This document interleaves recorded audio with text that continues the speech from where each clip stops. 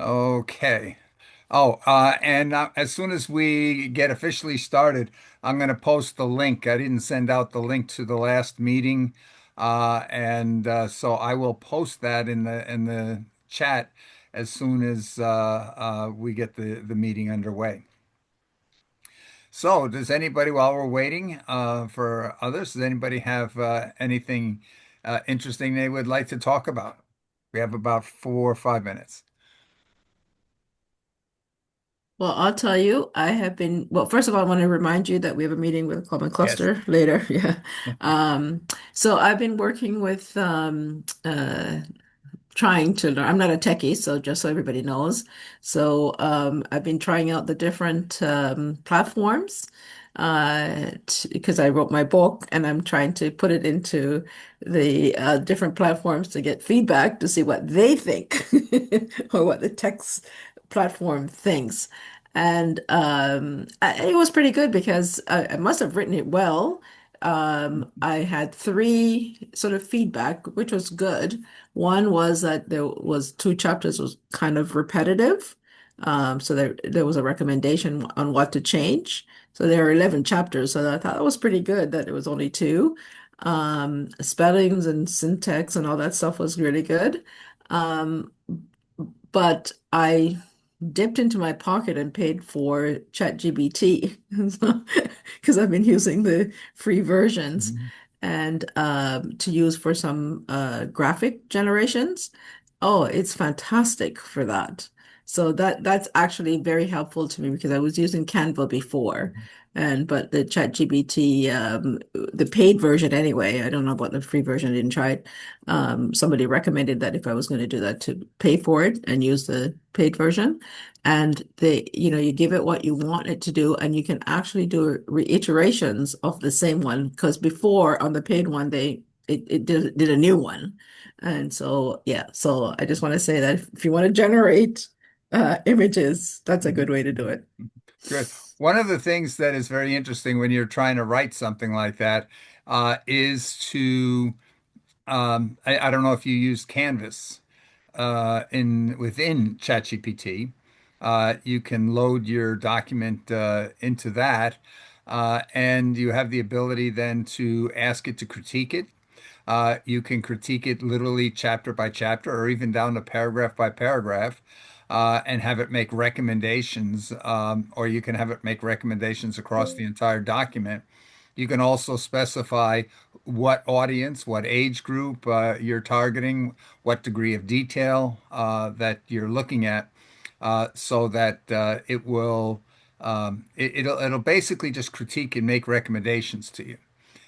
You can say just go ahead and implement them as well, but you can do that, and you can basically chat with ChatGPT as your editor, if you would, or as somebody that you sent it out to peer review what you're writing. Okay, what do we got? We got 2 minutes, 2 minutes here to go, and Ashok, glad to have you with us today. So you're muted, Ashok. Okay. Edward, you're with glad to have you with us today. Where are you calling in from? Thanks, Bill. Patrick. Yes, where?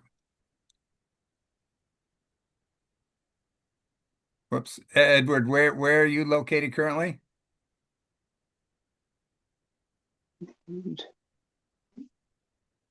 Oh, okay. You're muted, Edward. Okay. Oh, sorry. I hadn't muted. Oh, I'm in Uganda, in uh-huh. the western part of the country called Mubende. Okay, good. Welcome, Yeah, welcome here today. yeah. Thank you very much. Okay. Ashok, you're now you're still muted. Ashok, welcome. Yeah, thank you, Bill. Good morning or good day, everyone.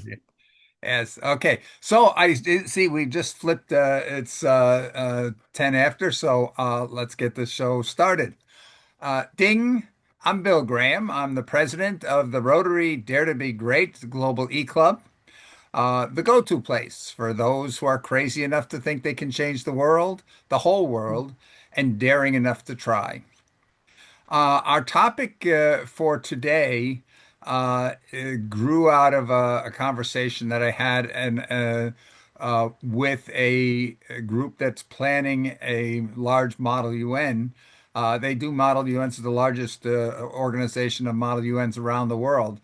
But we have an upcoming one here next month in Washington, D.C. They literally do everywhere. Dubai, Bangkok, I think London, Paris, Vienna, in Italy, and of course the big one in New York. I think they did Cape Town. I think Buenos Aires is coming up. So literally all around the world. The database of alumni is, I think, around 100,000 now. So it's a pretty big organization, and I speak usually at their events, at least those here in North America. And one of the things that came up in a the last couple of sessions that we had was the idea that since Model UN is trying to simulate or involve young people in simulating how the UN works, what's it's doing, and how it works. And the thought came up that could they be using artificial intelligence to do a better job in planning? And in those discussions, what came out was, well, if we had a toolkit that is really would be really useful for Model UN delegates to do their job, basically, wouldn't that be something that would be useful to professional diplomats, the ones working at the UN, to help them be able to be more successful in coming up with really effective solutions to world problems? So the idea came, can we have these young people from around the world work on trying out different AI solutions or different AI tools and coming up with a process that really works effectively in trying to understand the problems, trying to understand how do we gain the consensus to be able to really work effectively regarding those problems. And as we were thinking about that, we said, well, what shouldn't we maybe recruit an advisory panel of professional UN diplomats? And so that they could review the suggestions that the model UNers were coming up with, and working together, try to move these towards really truly effective tools for understanding the problems and building that consensus, and perhaps even tracking the follow-on to see, are we being effective in achieving those? And I think this is particularly time appropriate, given that the UN since the last 2.5 years at least that I've been aware of, has been very publicly stating that we are truly failing to achieve the SDGs in any significant manner. There are as many SDG targets that are worse off than they were in 2015 as there are that have a chance to be achieved by 2030. That's pretty terrible. And all the rest of them, those only account for about a third of the SDGs, and all the rest of them are either have made no progress or are on track to not be able to achieve any significant progress, at least against the what was set out in the goals. So at any rate, in thinking of, okay, well, how do you get these young people? The enthusiasm whenever I spoke was pretty great, but the follow-up was not really where we wanted to see it. So the question came up, what could we do that might uh, get more young people to actively engage in seeking to find tools that would really improve the achievement of the SDGs or dealing with whatever problems are coming up. So when we take a look and we say, okay, what does and I have to just have a we're talking here right now about the UN and UN committees, let's say, but this would apply to the African Union, the European Union, in an equal fashion. Anywhere where diplomats come together or parliamentarians come together to deal with problems, or where any organization. So Rotary on a global scale, you could take the same approach and saying, hey, can we use AI to figure out how we can really come up with effective solutions that are really aimed at not just doing something, not just being people of action, but being people of results and achievements. So with that in mind, when we take a look and say any group of professionals who come together in a meeting to deal with a problem, what are some of the things you really need to know? And those include things like um, really understanding the problem. If the problem is world hunger, okay, you really need to understand world hunger in great detail. You need to be a world-class expert in understanding world hunger, whether that's because you hired a bunch of consultants to come and advise you, or you went out and acquired the knowledge. But you really can't go into a meeting and contribute effectively if you don't really know and understand the material that's being discussed, the issue that's being discussed. The second thing that you really need to understand is, well, and a politician is representing a constituency, a member of the mission, the permanent mission to the United Nations is representing their government. They're like lawyers. They're not there to say, this is my opinion. They're there to represent whatever instructions or whatever guidance they've received from their government. So you need to understand what's the position of your government.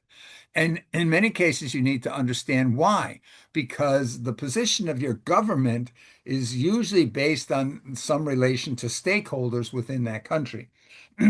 So what it happened, because you might be that it's a 51%, 49%, we want to go to this direction versus the other direction.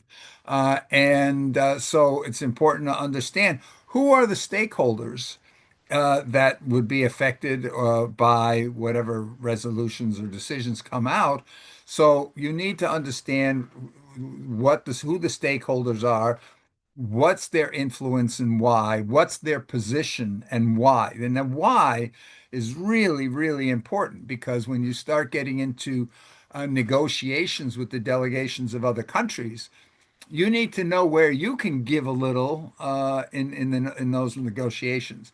So it's very important for you to understand why you're representing the position you're representing.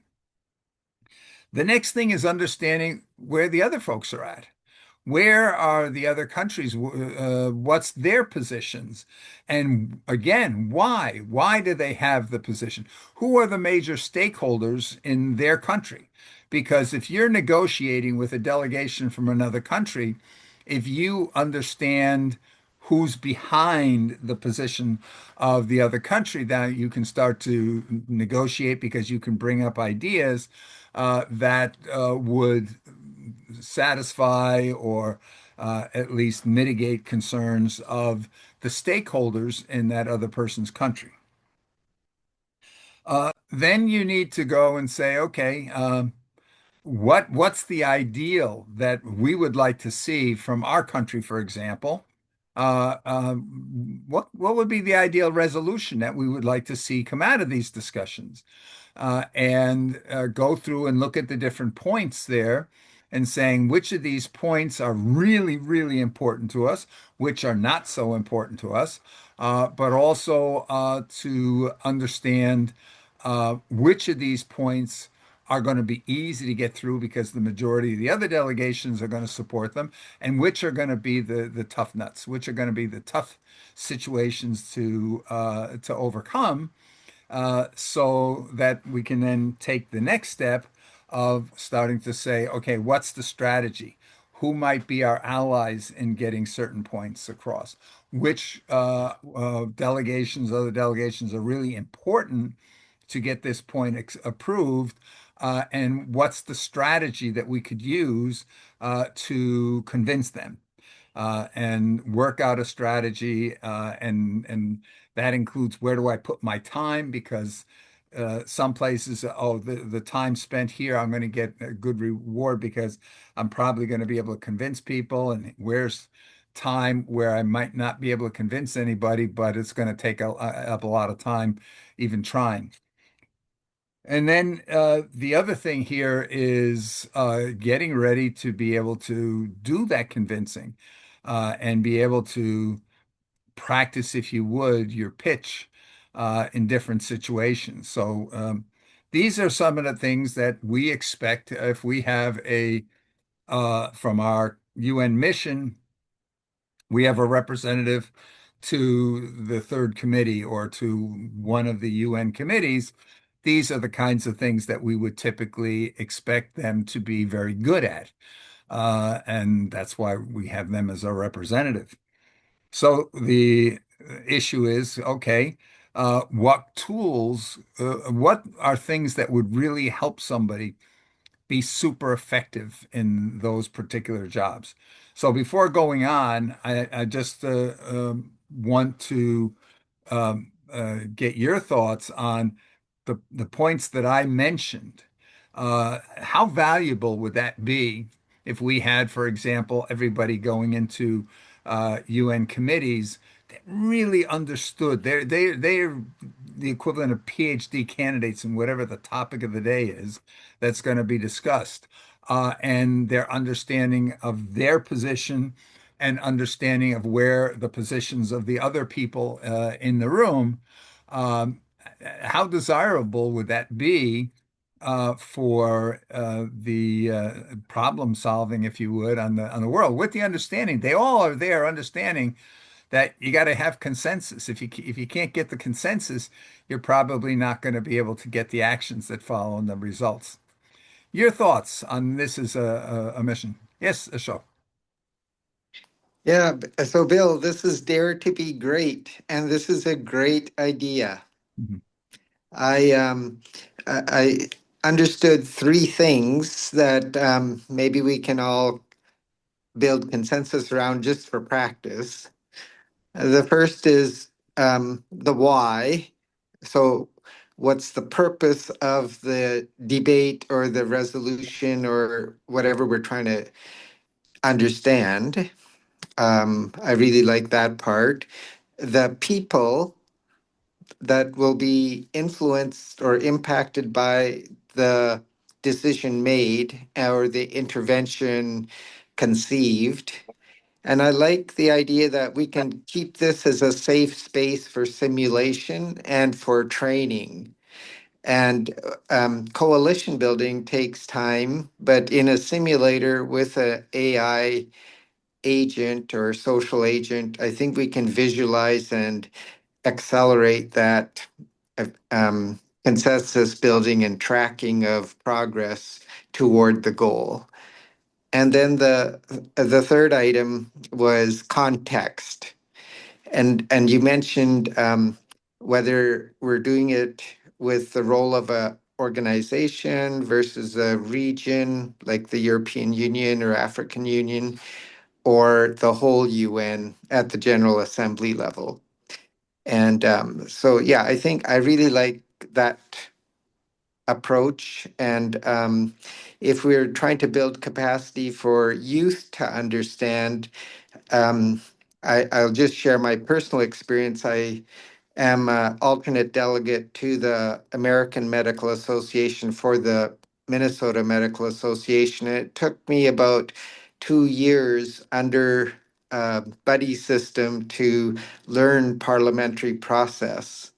And so this toolkit that you talk about, how to write a resolution, how to come up with a negotiation, and then have 3 minutes or even 90 seconds to have your pitch either as a pro or con as you set up the debate forum would be important. And then your thoughts about who is this neutral advisory body that is not going to be corruptible or detracted by money or other enlightened self-interest from the lobbyists. If you could kindly give me some guidance on how you pick those members of that elder council. Thank you. Okay. I think I'll come to that in a minute, but let me just hear from Eugen. You're muted, Eugen. Yeah, Bill, I bet you know what I am going to bring in. But here's some new things. Over the past year, we discovered some new developments, and we had to overcome those. The ways certain expressions are used, for examples, immediately trigger disbelief or more of the same and won't work. And one particular discovery was you just mentioned one needs to be an expert. We have so many experts in so many fields, but where are the experts that can put solutions together for the complex challenges the UN has?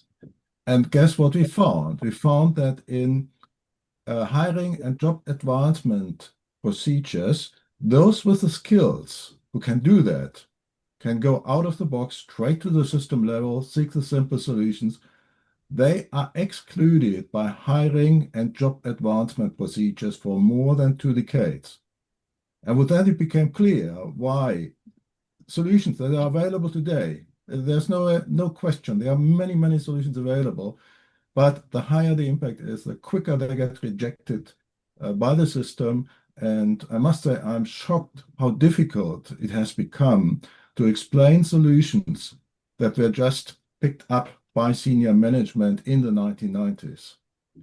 So the good news on this is we have just concluded the collection of the knowledge of experts who have experienced highly effective solutions where long-lasting solutions got stuck in the system, and what were the root causes, and not thousands, but just the most damaging root causes that must be overcome. So if you want to make a difference, I can say crystal clear, the root causes must be addressed.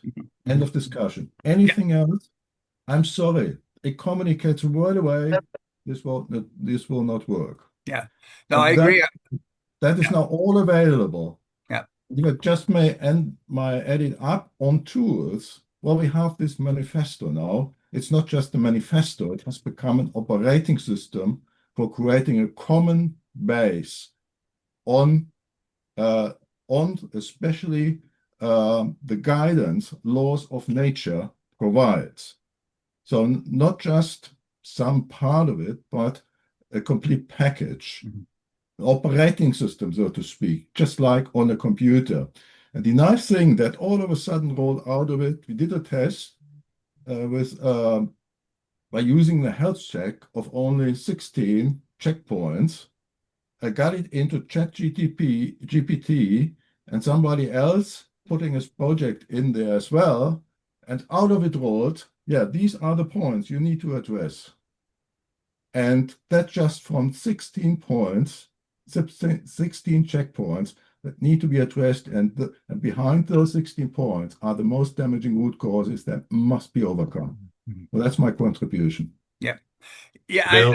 I think here you're very correct in the sense that that a lot of people that end up in these committees and so forth are maybe selected for political reasons or selected for reasons other than their skills at coming up with solutions. But I've also observed a problem that a lot of people that are very good at analyzing complex systems and coming up with great solutions are not necessarily the greatest politicians. In other words, they're not necessarily the folks that are good at uh, um, not just saying, hey, this is the way it is, you need to understand this, but putting themselves in the shoes of the people they're speaking to and realizing, hey, that person might be under constraints because if they give in too easily, or they've got to convince their parties that are sending them there to what they can approve or not approve. So that it's complicated, and that's why we sort of feel we need to address both sides. We need to address coming up with the solution, gaining that expert knowledge to be able to identify and relate to good solutions, but at the same time, be very good at being able to collaboratively build consensus because we need both on this. And that includes sometimes saying, okay, I understand that the delegate from this other country has pressures from his home base that he's got to do certain things. So I need to find a way, if I want to get his support, I need to find a way to get him or her to have arguments to take back to their government to try to get permission to change the position that they're representing. So I don't know here we're going to find in the first couple of rounds that we're going to get the answers, but the idea here is to get a lot of people trying to find the tools that are going to help those people in those decision-making bodies or to help them be able to conclude on useful solutions. Because I know I feel very often I say, look, why are they doing that? That's not making sense. That's not moving us forward. But it doesn't help for me to say that. It only helps if I can get the people that have the influence that are in those decision-making positions to support the ideas that might achieve results. Teresa, please. Teresa, you're muted. Oh, there you go. Hello. Yes.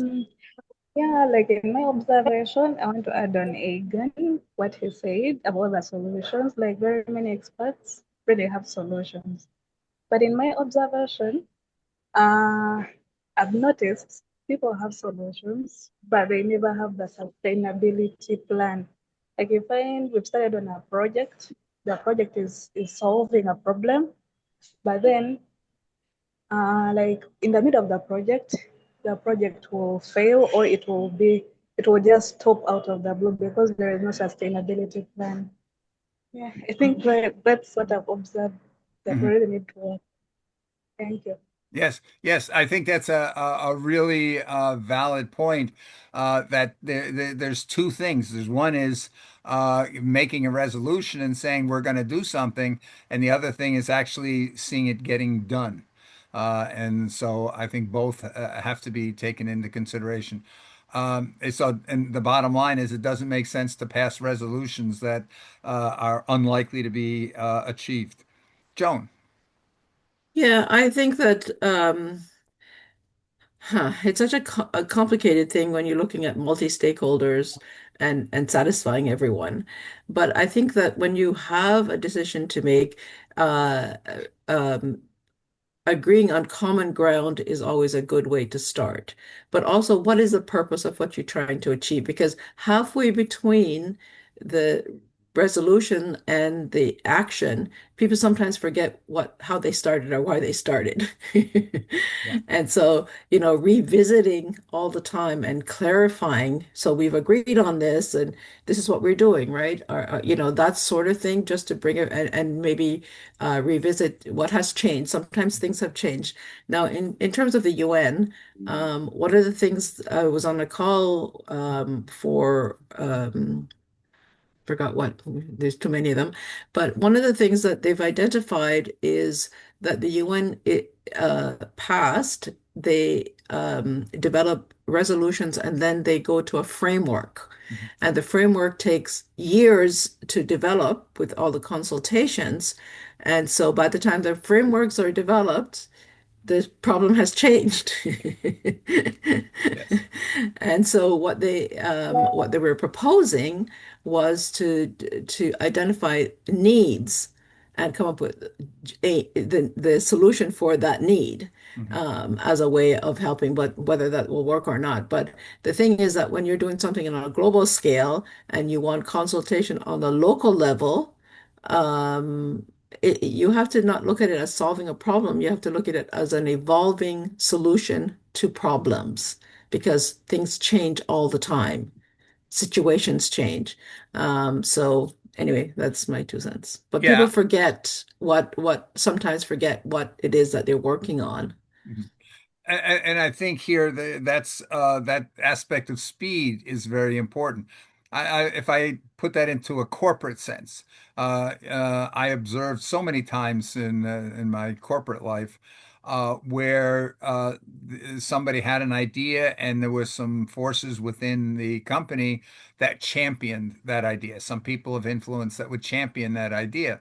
But if you can't move that idea fast enough, those people who are championing your idea all of a sudden get attracted to some other idea that something else has their time and their priority, and so they're no longer supporting that original idea the way they might, or they just retire, or they leave the company, or whatever. So it's very important that when you build a coalition of champions, you have to act quickly. And so one of the goals that we need is for these committees that in these bodies that if they want to be effective in getting actual results done, you've got to be able to move quickly, especially in today's world where the world itself is changing so fast. And Eugen, you want to add? Yeah, I want to add something to that. Another thing we discovered is partial solutions don't get us anywhere Mhm. anymore. So if you want to get people on the same page, it needs to be done differently than done so far. Mhm. And there are two possibilities, or actually three. AI can, of course, be very helpful in that respect. But there are others, like asking how to ignore questions, questions that cannot be refused. And that gets me again to the laws of nature, because when we have laws of nature, they cannot be overruled nor negotiated away or so. People just need to be asked questions like, what laws of nature will occur? Can we change them? Can we negotiate them? The answer can only be no. Otherwise, there's no serious discussion. Stop the discussion. And what practices does it demand? And then, well, there's no option. We Mhm. cannot Mhm. negotiate things. And the other thing is to get out of these partial solutions, engagement loops are needed. So that from different perspectives, the same arguments are made so the thinking moves into a common direction. Yeah, people are attracted back to the same things again, same things that are extremely difficult to overcome or to do differently, and then build up the pressure. And that's where the user my perspective comes in. Then build up the pressure so people cannot go back and do things different. Mhm. Mhm. Yeah, I think here I've heard a couple of things. One of the key things that you're talking about here is we need to understand what the motivation of the other parties that we're talking to are. Because as you said, we can come up and say, hey, here, look, this is the laws of nature. If we see, for example, with climate change, and then we turn around and we see somebody saying that's a hoax. It's all lies. Everything you're hearing is all lies. Why? Because, well, maybe they're in the pocket of the oil cartel. So you need to be able It to need understand where the other parties are coming from. It Another doesn't thing here, matter. Yo, sorry, it doesn't matter. The important thing now let's get um, let's get those things that didn't work anymore. Let's stop those and do fresh Yeah, things. Well, we cannot understand everybody. We yeah, cannot get through the system with the same thinking yep. that created them. That's So the it, Einstein, famous Einstein quote. Don't, exactly, and that's why it's so important. And yeah, Emil wants to say something. yes, yes, That's so important that we get into engagement loops yeah, so that from all sides of different perspective, those in the decision-making positions get pushed and cannot move away from these hard, uh, hard things that mhm, cannot be changed, yeah, from the pressure that builds up from different angles. yeah. Yes, let's hear from Emil. He was trying to say something a little early as well. Emil, please. You're muted, Emil.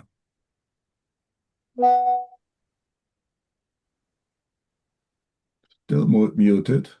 Oh no, now we hear you. That was me.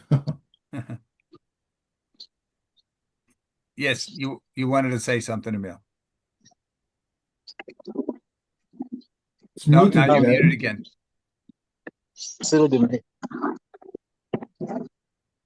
again.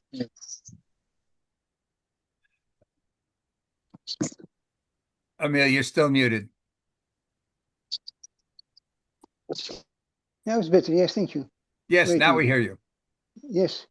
I was out of the box the last couple of months, and I looked around and I surfed the world, and I saw many people had problems.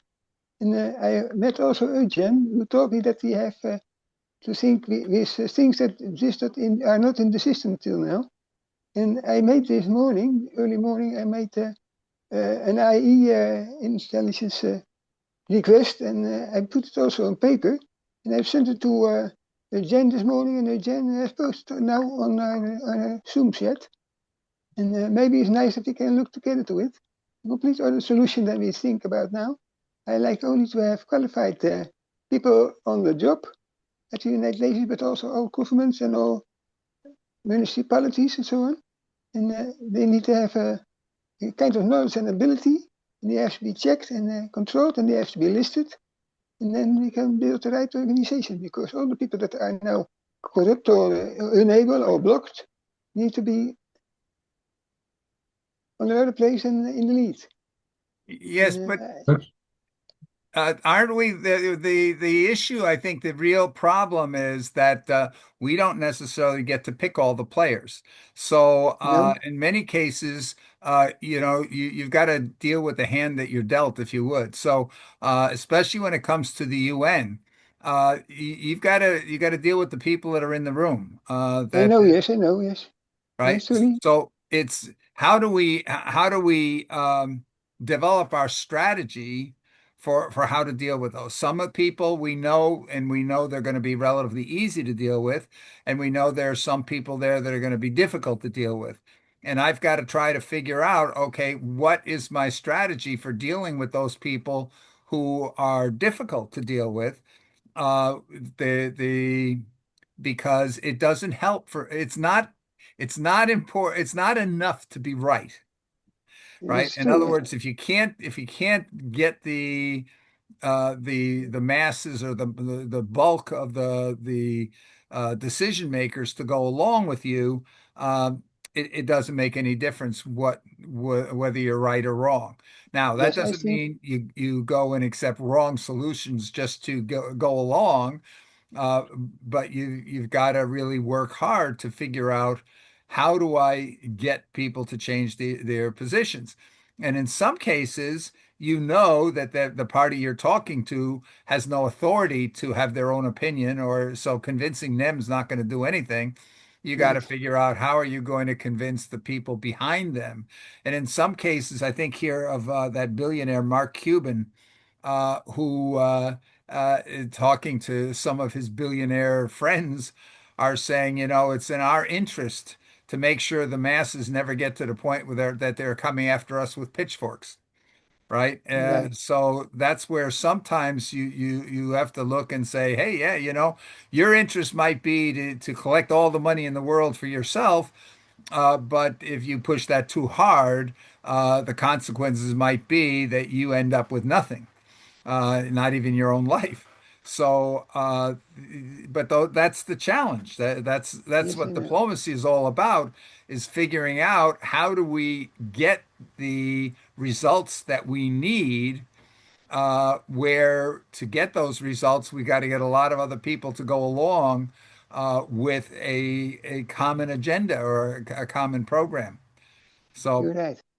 anyway, Mark Henry, Yeah, oh, sorry, I mean, you I, wanted to add? yeah, yeah, like to have to post again. Like to tell you that I asked this to artificial intelligence, like was also proposed in Yeah. uh, your your And it- post this morning. Mhm. And it's so ended. what I did, I didn't build in the solution. I asked IE to give the solution, and they gave me some beautiful answer, and it was out of the box. Yes. And and Out of the box. yeah, the I document can, is uploaded by me and yes. is in the chat, the In Word the chat. document. Can Perhaps you you Okay. can open? open it. So let's just hear from Mark Henry quick, Yes, and okay. I'll take a look at the document in the chat in the meantime. Right, yes. Yeah, thanks, Bill. Just to contribute to this discussion, I have actually been one of the negotiators for Uganda in the UN climate summits, three different occasions, and I see great value in this discussion and the possibilities of technology in helping bring common understanding. And I would say first to the negotiators, because as you said, Bill, people are coming in to negotiate on behalf of their governments and their stakeholders. And they are experts because in being selected by the Uganda government, I was considered one of the top experts in my area because my expertise cuts multiple fields, water, transport, and energy. I have worked in all three sectors. But that notwithstanding, I was stepping into these negotiations, and even the jargon and terminology and conventions and everything was strange. So I would say the first two summits I went for, it was just a learning experience as opposed to presenting a position. And then the other thing I see, based on my experience, is that you'll go in with your own biases. However much you try to be objective and try and think in the interests of humanity before the interests of the country, we still have our own biases. And so to have AI help frame objective expertise and frame the issues to help us even understand what is our actual national position as opposed to what is the national position that is being pushed by whatever narrative. That already puts us in a better position when say the delegates are now going to negotiate for the United Nations. And then the third part of it is then to help understand what is the position of those we're going to debate against.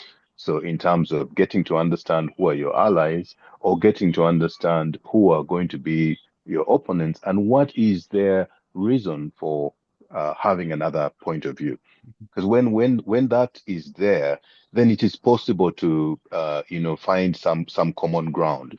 Because you can empathize with where they're coming from, as opposed to saying you really don't know what's happening in our part of the world. And I come from a part of the world where it's very easy for, when you're dealing with politicians and they're sending you out, they tend to be more of a victimish mentality. And this goes back, probably to the colonial past.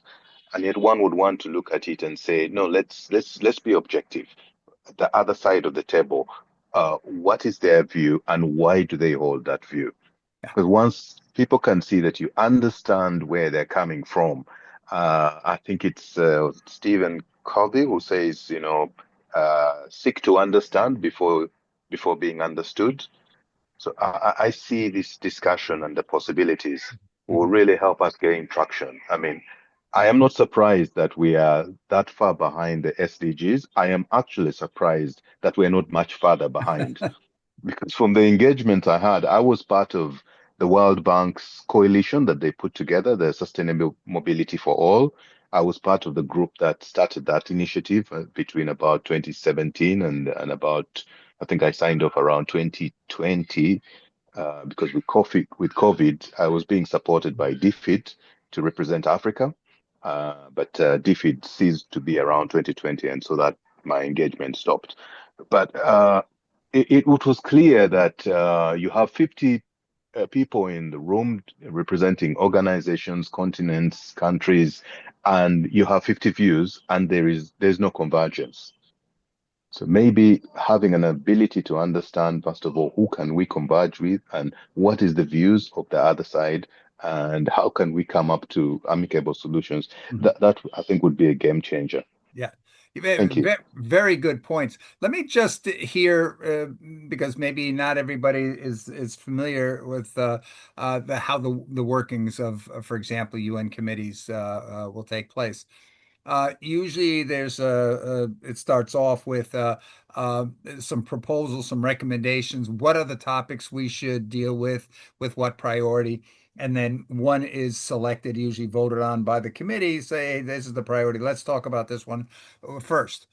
So then the issue is that the delegates from the different countries will come together and they'll each get a little bit of time to present the position of their country relative to whatever that topic is. And that can be where some of them will use the time to go into the background of the problem. Some of them will be very specific of what their country's interest and position is. But once you've heard and know, oh, these are the positions of the different parties, usually by then, okay, it's time for a break. So uh, they're going to go away and they'll come back for the another session here after some days. The idea is during those days, the delegates will get together with other delegations that they know share their position or that they believe they can convince. So that the idea in model UN terms, we call this unmoderated caucuses is the way they would do it there. So you hear the positions, and then you go off and you talk bilaterally with your colleagues and try to find out who can we work together with, who still needs convincing, and so forth. And then you come back. And they people say, hey, I want to speak again because maybe I've learned something through these discussions that I've had with some of the other delegations. And so they'll modify their position or make a couple of statements. And then again, you'll get at some point where somebody will say, hey, can we take a break? And again, everybody gets together in these little groups and tries to build coalitions.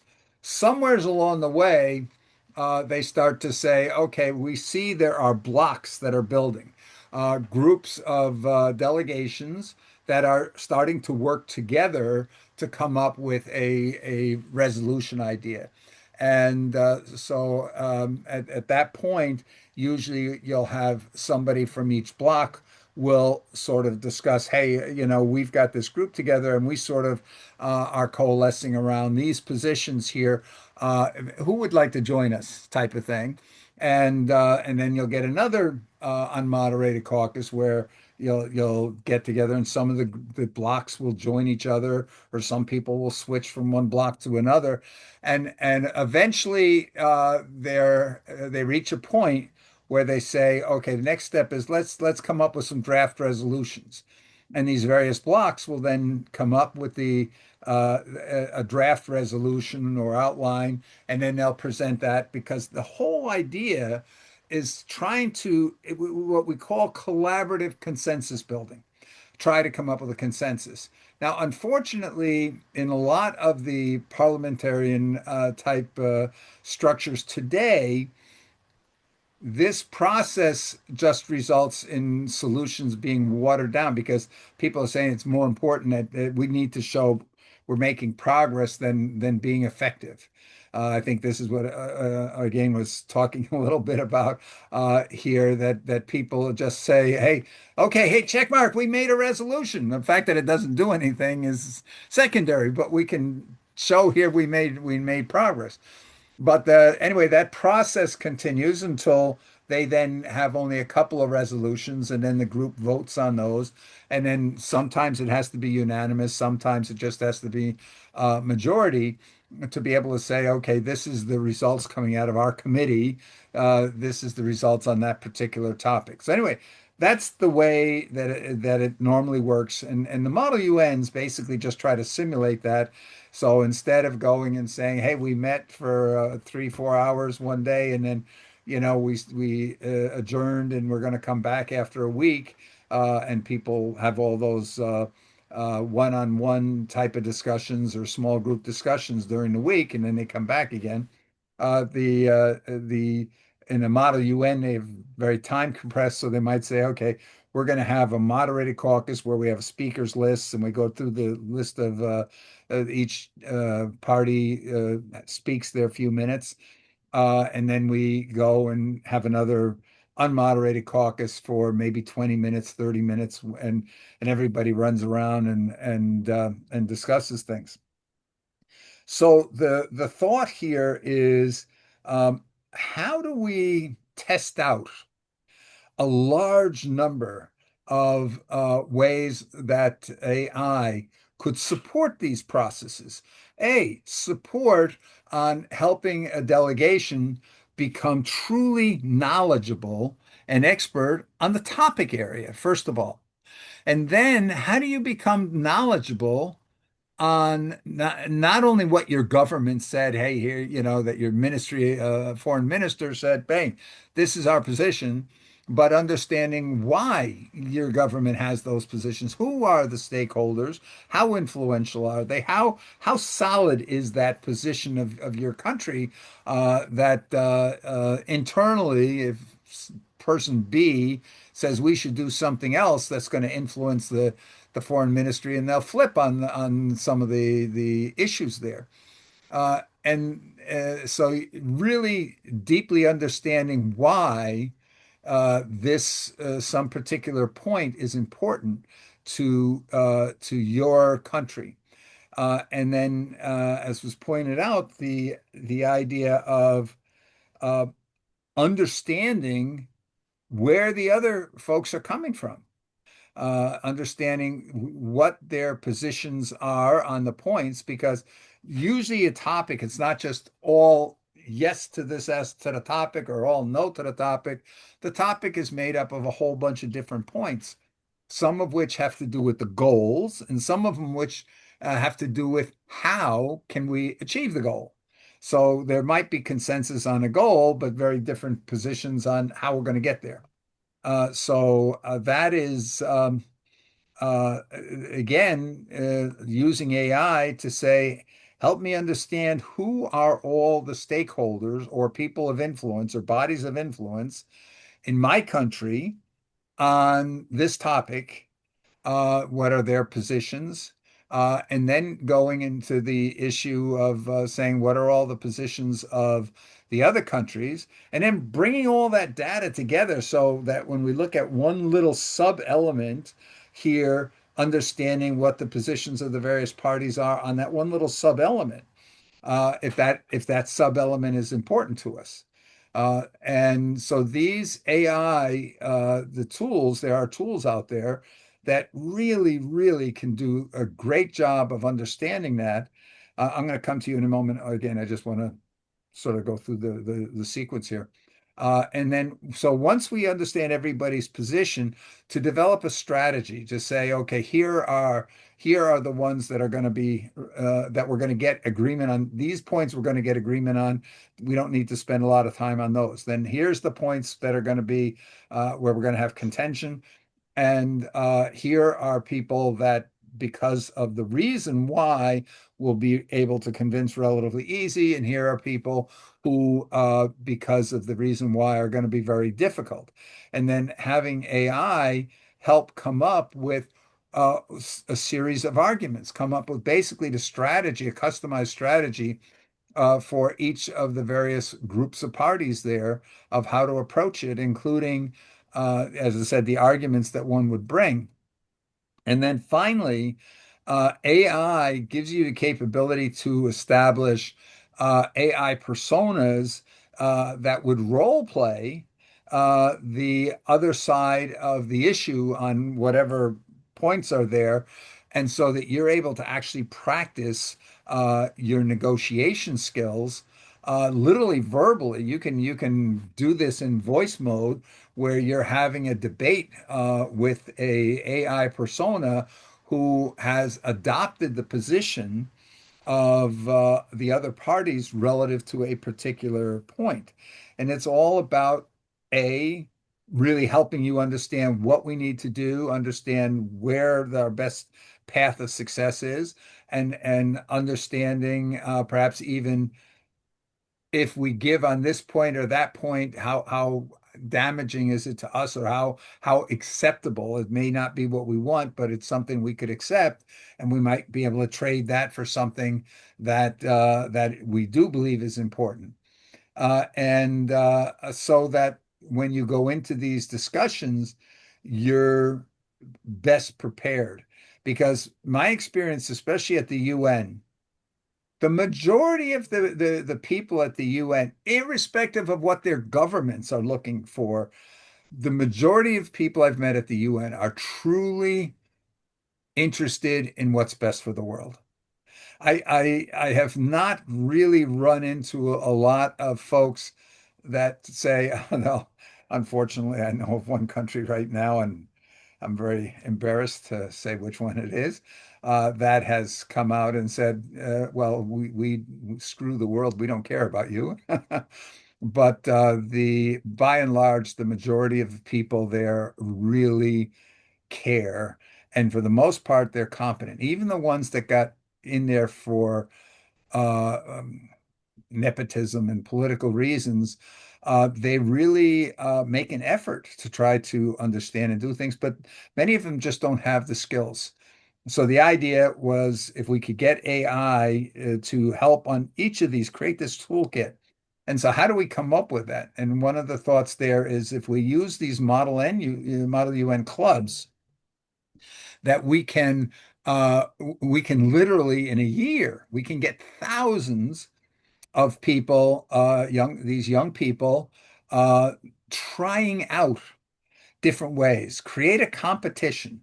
Who can come up with the best tools and processes, which include coming up with prompts, maybe coming up with some agent workflows to assist delegations on truly understanding all of these points along the way and developing the strategies to come up with really effective solutions and be able to get people on board to support and implement the solutions, and maybe getting them to say, how are we going to build in the mechanism to track if people are really doing what they said they were going to do in the resolutions to get countries on board.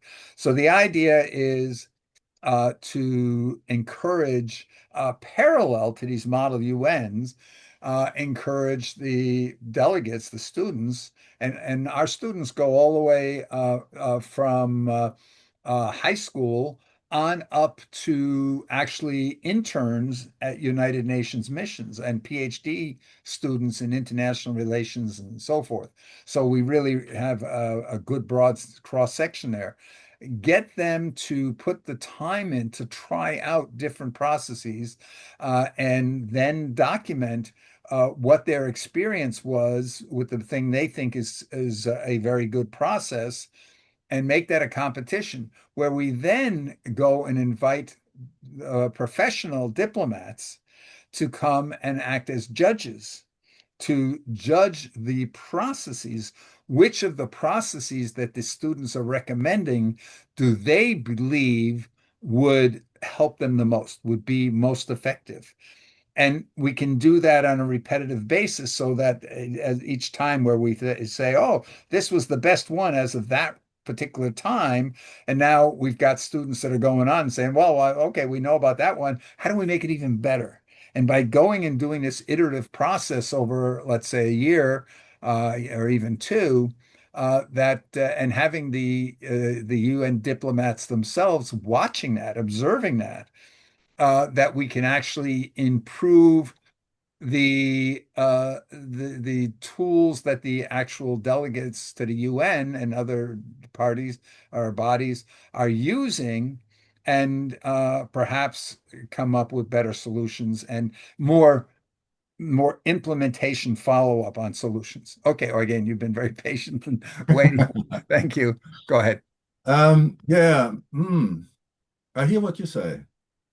There's a new pattern that emerged in recent years, and that is if you use certain expressions, and I just heard a couple of those, then people get quickly triggered these days to conclude, oh, we have tried this before, won't work, and they withdraw or get quiet.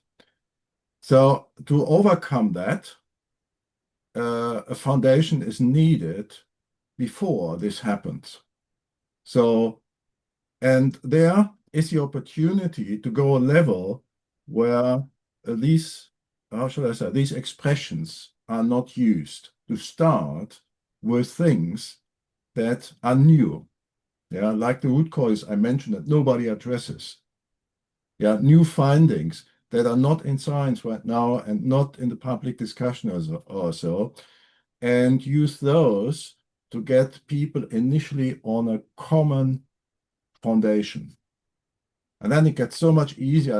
And by the way, because this addresses already big, big problems between the exact thing, the world thinking in exact ways, and all the others who say, hey, wait a moment, the exact ways don't work with these complex matters anymore. And that's what I'm saying as an educated mathematician. Yeah, I don't use mathematics, for example, when a tipping point of complexity is crossed. It doesn't work there.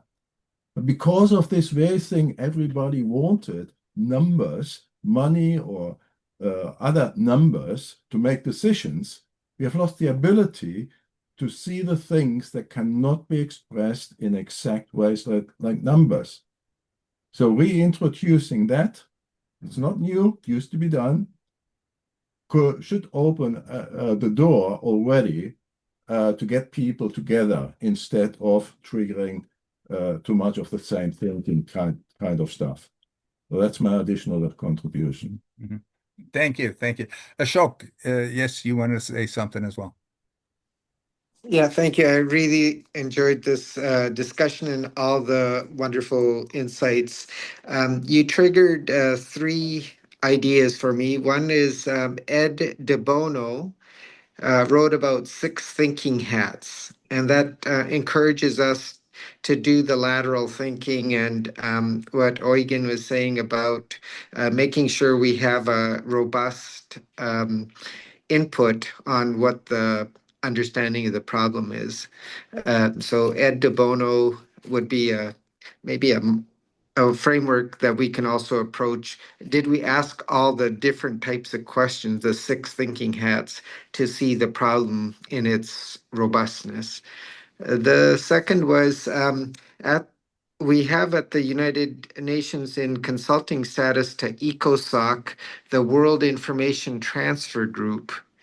And if we're talking about making sure we're questioning and understanding with good information, World Information Transfer Group might be this practice area that we could invite. I'm serving on the Health Advisory Board, and there's a very passionate young Alex Garfin who's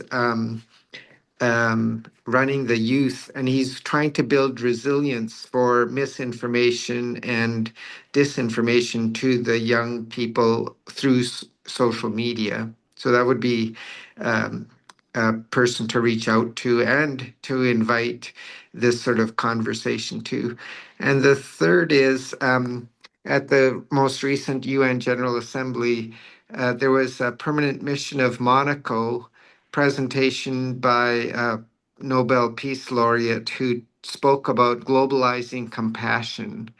And I wonder if one of the core values that we want to um, negotiate, not negotiate, but include in before we get to authentic dialogue and passionate debate, just make sure everyone's in it for um, compassion.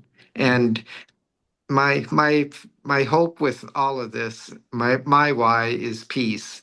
And inner peace starts with each of us, but I think through this process, we can experience compassion, healing, and sustainable hope, as Joan and others had. So, just a few ideas, but I think anchoring whoever shows up at the simulation have a few foundational principles, as Eugen mentioned, but grounded in our humanity, with compassion and peace as at least some of the outcomes we want down the road.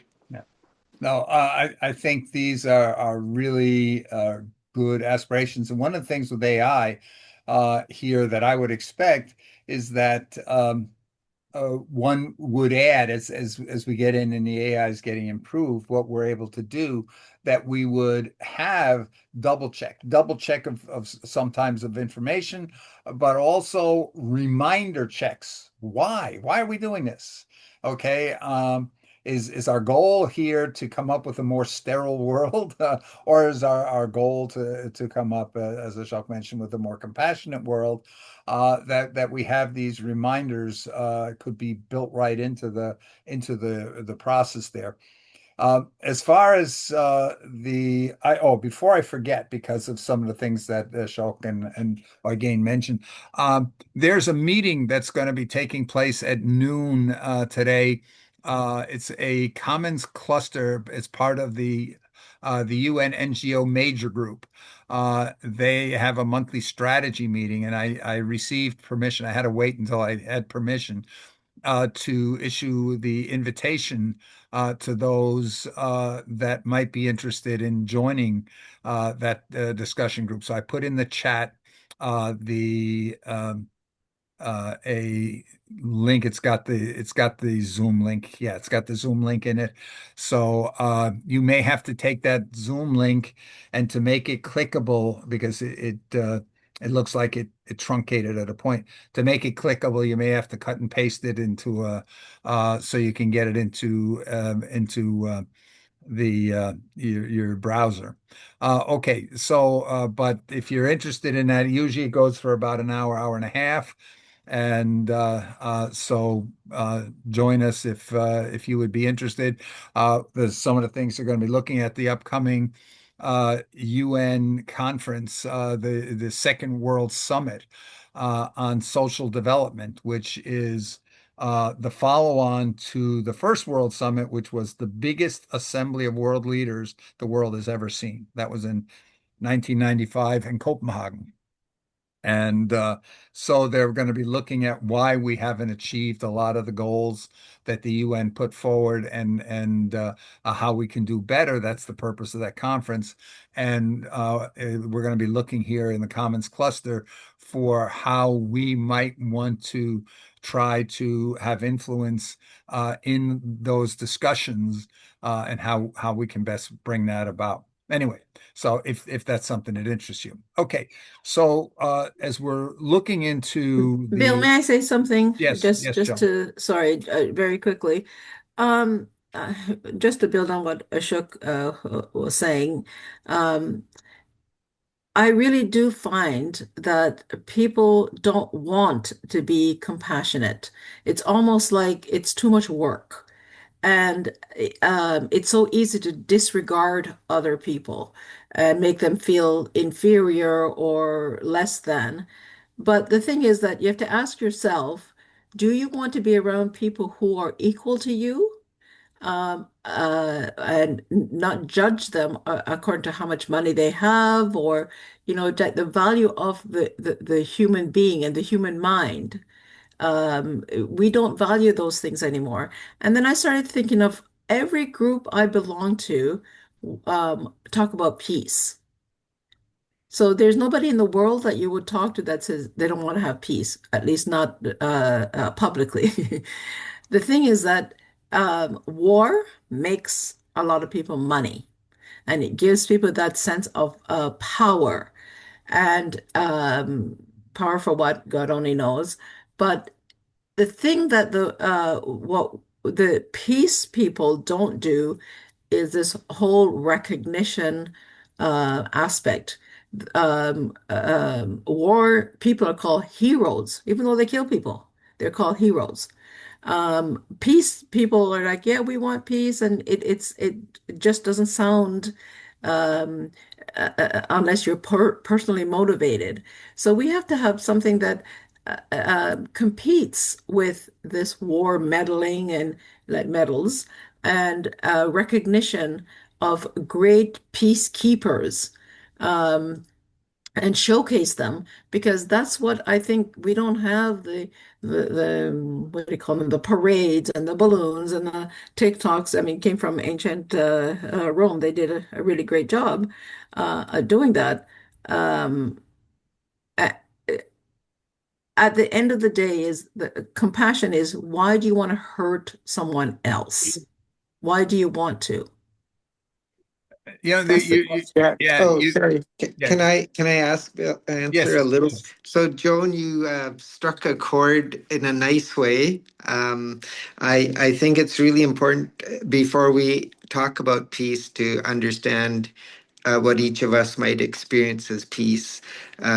I also, as a doctor, as a healer, find your I agree with your sense that leading with the soft skills of love or mutual understanding or rotary heart is very difficult in this current environment. But I think if we propose that the gift that will leave the future generations is the adaptive ability to learn and share and then grow. Maybe that would be uh, the tactic is a AI fused with human creativity will exponentially accelerate our ability to learn and therefore adapt to whatever the future threat might be in order to survive as a species, whether it's as a group or as social identity. But I think you're right. If we advocate for peace and love, we won't get anywhere in the current environment. But if we advocate that we can, through our collaborative approach, we can accelerate the way we learn about things so that we can crowdsource the best solution for a given complex problem and have that prototype tested in an incubator somewhere, so that we have a safe environment and we create a scenario library of lessons learned from all these different experiments that we do around the world. I'd work on you with that. I mean, I think if Bill, if you can host a secure forum where we can keep the lessons learned from all these different type of um, interventions, that would be maybe that's the resource that we would also need. And something. the two documents that you already shared that we can all start our own simulation with, the one on the social development or for the summit, that 14-page document, that would be a good starting place for us to have breakout sessions and bring our young delegates to. And the other one was what Emil just posted in the with the AI in our current chat. Yeah, yeah. I think here these are some very interesting points that were brought up. Jane Goodall, I'm sure most of you are aware of who she was, passed away this week, and so there's been a lot of um, documentaries or short clips about some of the things that she, in her study of primates over whatever it was, 70 years or something like that, that came out. And one of the things that she found is that there's an awful lot of similarities to humans. And among them was that primates, chimpanzees, organize wars. They have wars. And so when we're looking here, and when we look in the animal kingdom, if we look at wolf packs, if we look at lion prides, almost every group of animal, even plants have been discovered. They will strive to take the sunlight for themselves and deprive some of the other plants around them with sunlight. The bottom line is that it is perhaps human nature or perhaps animal nature uh, to uh, to not care as much about your fellow species as yourself. And so it's interesting to see the United Nations, when it was formed, one of the main things is let's not have any more wars. Let's find ways to not have wars. And initially it was just, okay, let's create a forum where we can talk instead of having wars. And maybe we can come to agreements on things. But that morphed a little bit here, that eventually, with that first global summit, in saying, well, wait a minute, there are reasons that lead to wars. There are causes that lead to war. And some of those causes are where we get into great social inequalities. Or we get into cases that cause people to be envious of other people and say, I want that for me. I'm going to go and get it. And so the MDGs, the Millennium Development Goals, and now the Sustainable Development Goals, are basically their primary reason they were created was to reduce the things that lead to wars, reduce the causes, uh, to take away reasons why groups might go to war against other groups.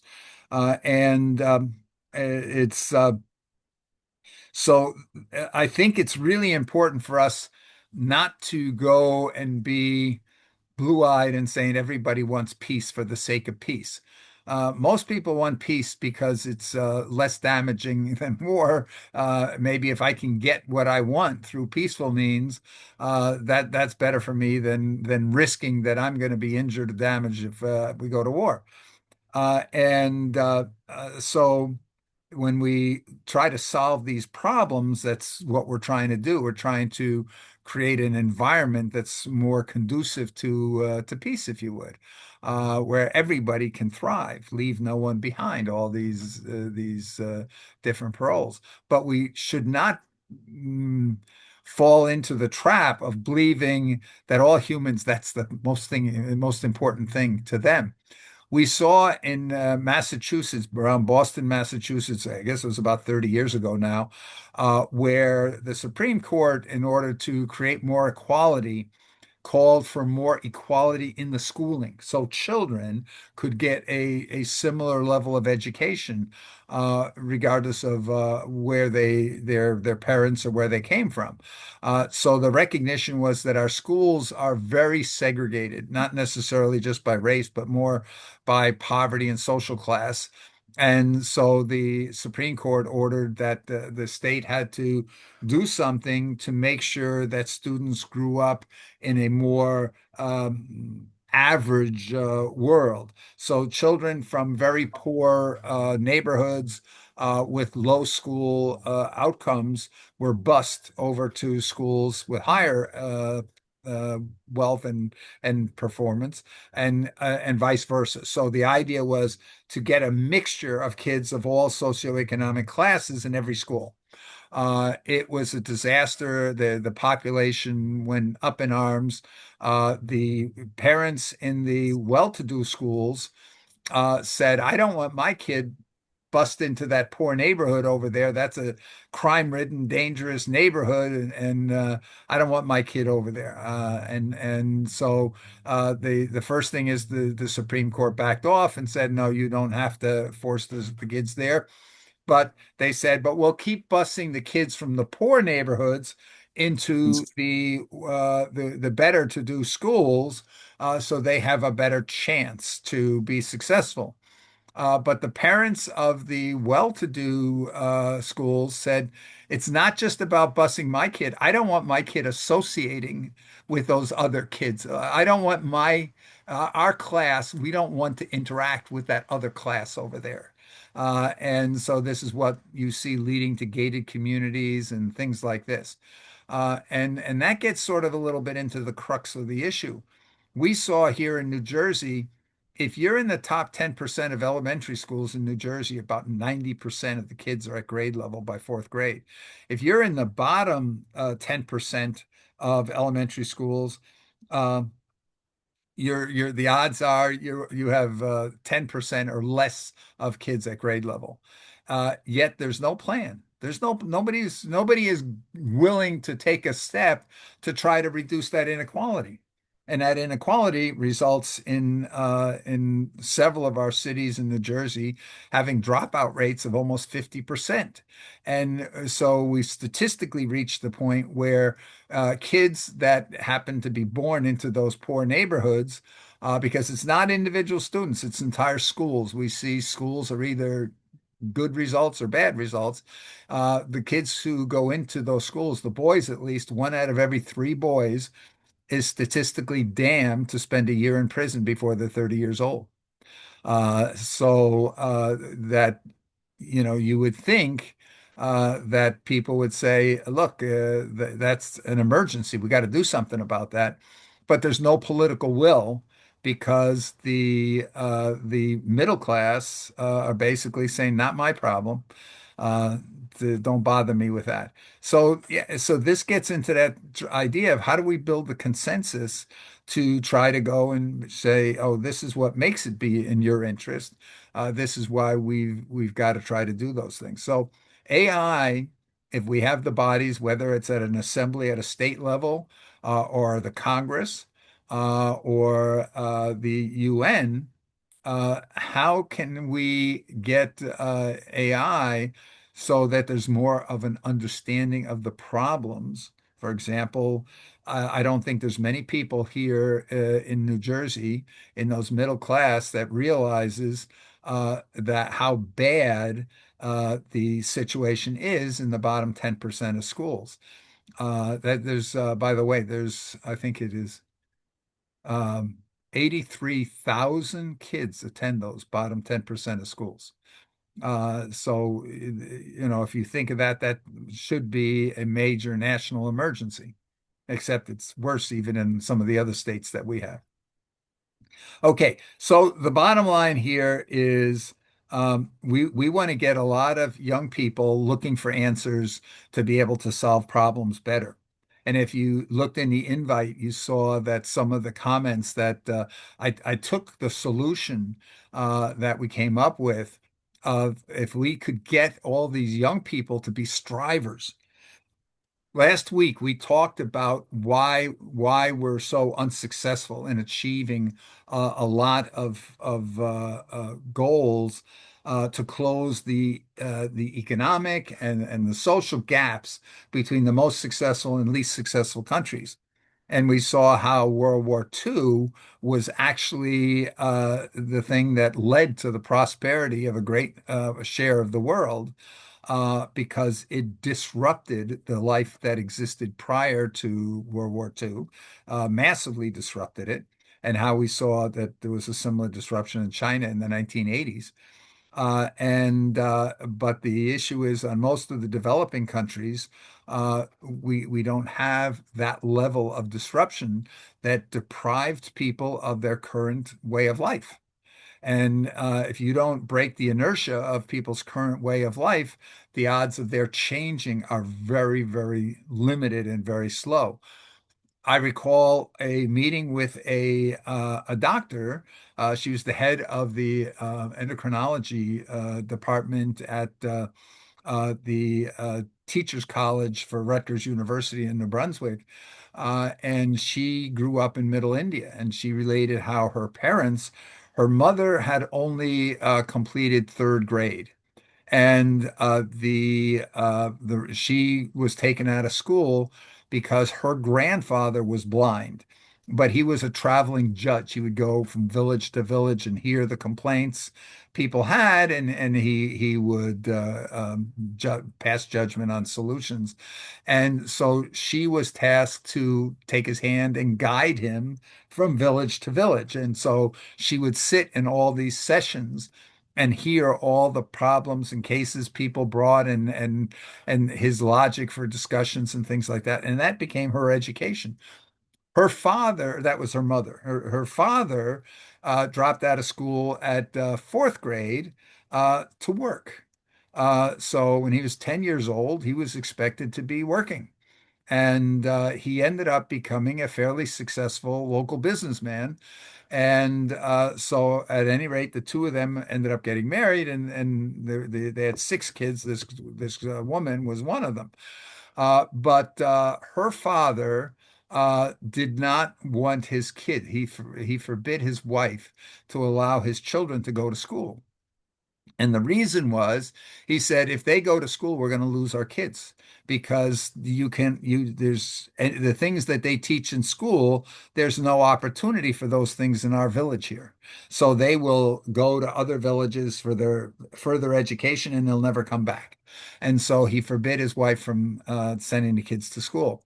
His wife really thought very highly of education. So when her husband went to work, she would sneak the kids into school. And somehow this he didn't discover this for years. And then when the oldest boy reached the point that he would have to go to another village to continue his education because their village didn't have I don't know what level of probably middle school that he found out, and he forced his wife to take the kids all out of school. His wife was so insistent, she actually left him. She took the kids and she left her husband. And when he realized how serious she was, he begged her to come back and said, okay, the kids can go to school. Well, the kids all went to school. They all went all the way up through college, six kids. They're all doctors, engineers. They're all very successful, and they all left the village. And but when her kids were out of school, this woman actually built a school to enable the village to offer it to all the kids. But the mindset was that we're going to lose our kids. Let's stick with tradition. Our tradition is we stick to our local village and we do our thing in our village and be satisfied with that.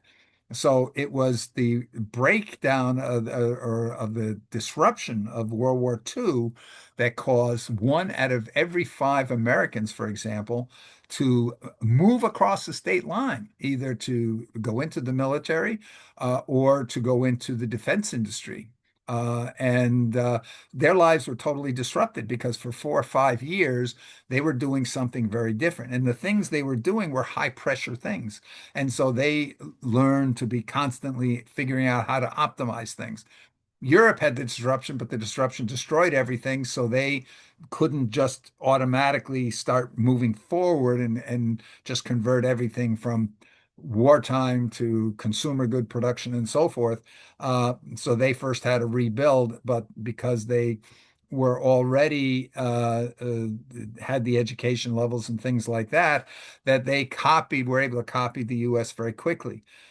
And then China was a pull to go to the coast to become part of this massive consumer manufacturing process that caused the greatest migration in the history of mankind.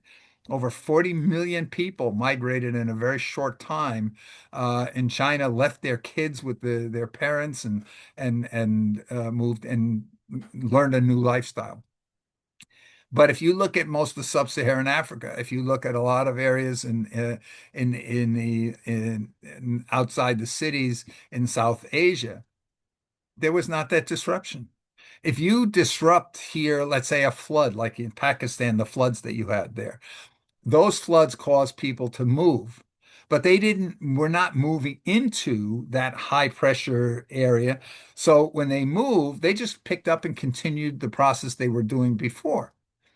you need to have two, and you need to have the disruption, but the disruption has to be a disruption into that systematic mass production optimization environment to cause the kinds of changes that would be needed. And of course, most of the world doesn't have that. So that even if you are, let's say, in a war zone in somewhere in sub-Saharan Africa, and you're forced to relocate, but you're not put into a new situation. Well, you are, but you're not put into a high productivity new situation. So you continue with the kinds of life that you knew until that point. Anyway, I don't know why I went so deep down in that rabbit hole, but Ashok, yes. Yeah, I'll pull you out, Bill. Thank you. I just wanted to let Mark and Tressa know that they're on the call. I was born in Kampala, Uganda, Hmm. and my dad left to take a job at the Alberta Research Council as an organic chemist, which he did at Macquarie University. And I got my schooling as a MD in Edmonton. And then we came to greener pastures to get a higher education. I left Edmonton and came to Minnesota to work at Mayo Clinic. And now my way of giving back to all my founders is through AI and this digital platform and Rotary. So it's a full circle if you're able to honor your relatives and your heritage and find ways to connect the dots going forward for 7 generations, right? So we are committed to you, Bill, and grateful to have this sort of venue with which we can integrate the best of humanity and technology. So Oh, yeah, just thank you. just just thought I'd bring you back to reality. And this is not a simulation. This is, I felt the goosebumps. So these are real things in nature. Mhm. Okay. Beautiful story, Ashok. Well, keep it up. Keep doing the good work. Yes, yes. This is the thing here. Rotary has not been very successful here in the last several decades in having the kind dramatic impact. When we think of the Rotary that was invited to assist in the creation of the United Nations back in 1945, that um, we saw in the mid 60s, starting in the mid 60s, that a big shift in the kind of membership and which resulted in the kinds of goals. The goals became a lot less ambitious at that time.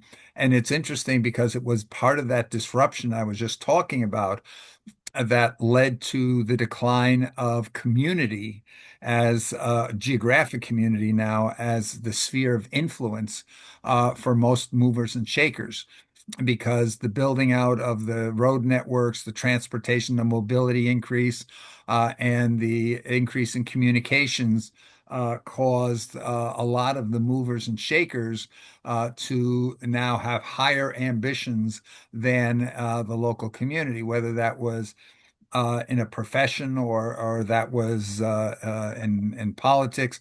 The community lost a lot of its influence with the mobility and the communications. And that led to a lot of the consolidation of business and mass production, which caused more specialization, which made the demand for higher education, for more people to have higher education. And when kids leave their community to go on to higher education, to a university, perhaps in another city or whatnot, they become very oriented on their profession, and their profession becomes their community. Their profession or their job, that tends to be what their community is, but that meant they were no longer available in that local community to drive the Rotary clubs. And so we saw a dramatic decrease in those movers and shakers who were actually the real city council next to the political city council in most communities, because they were the people that actually made the decisions if the ideas of the politicians would be done, or they were the ones that told the politicians, this is what we need you to do, because they really ran the community.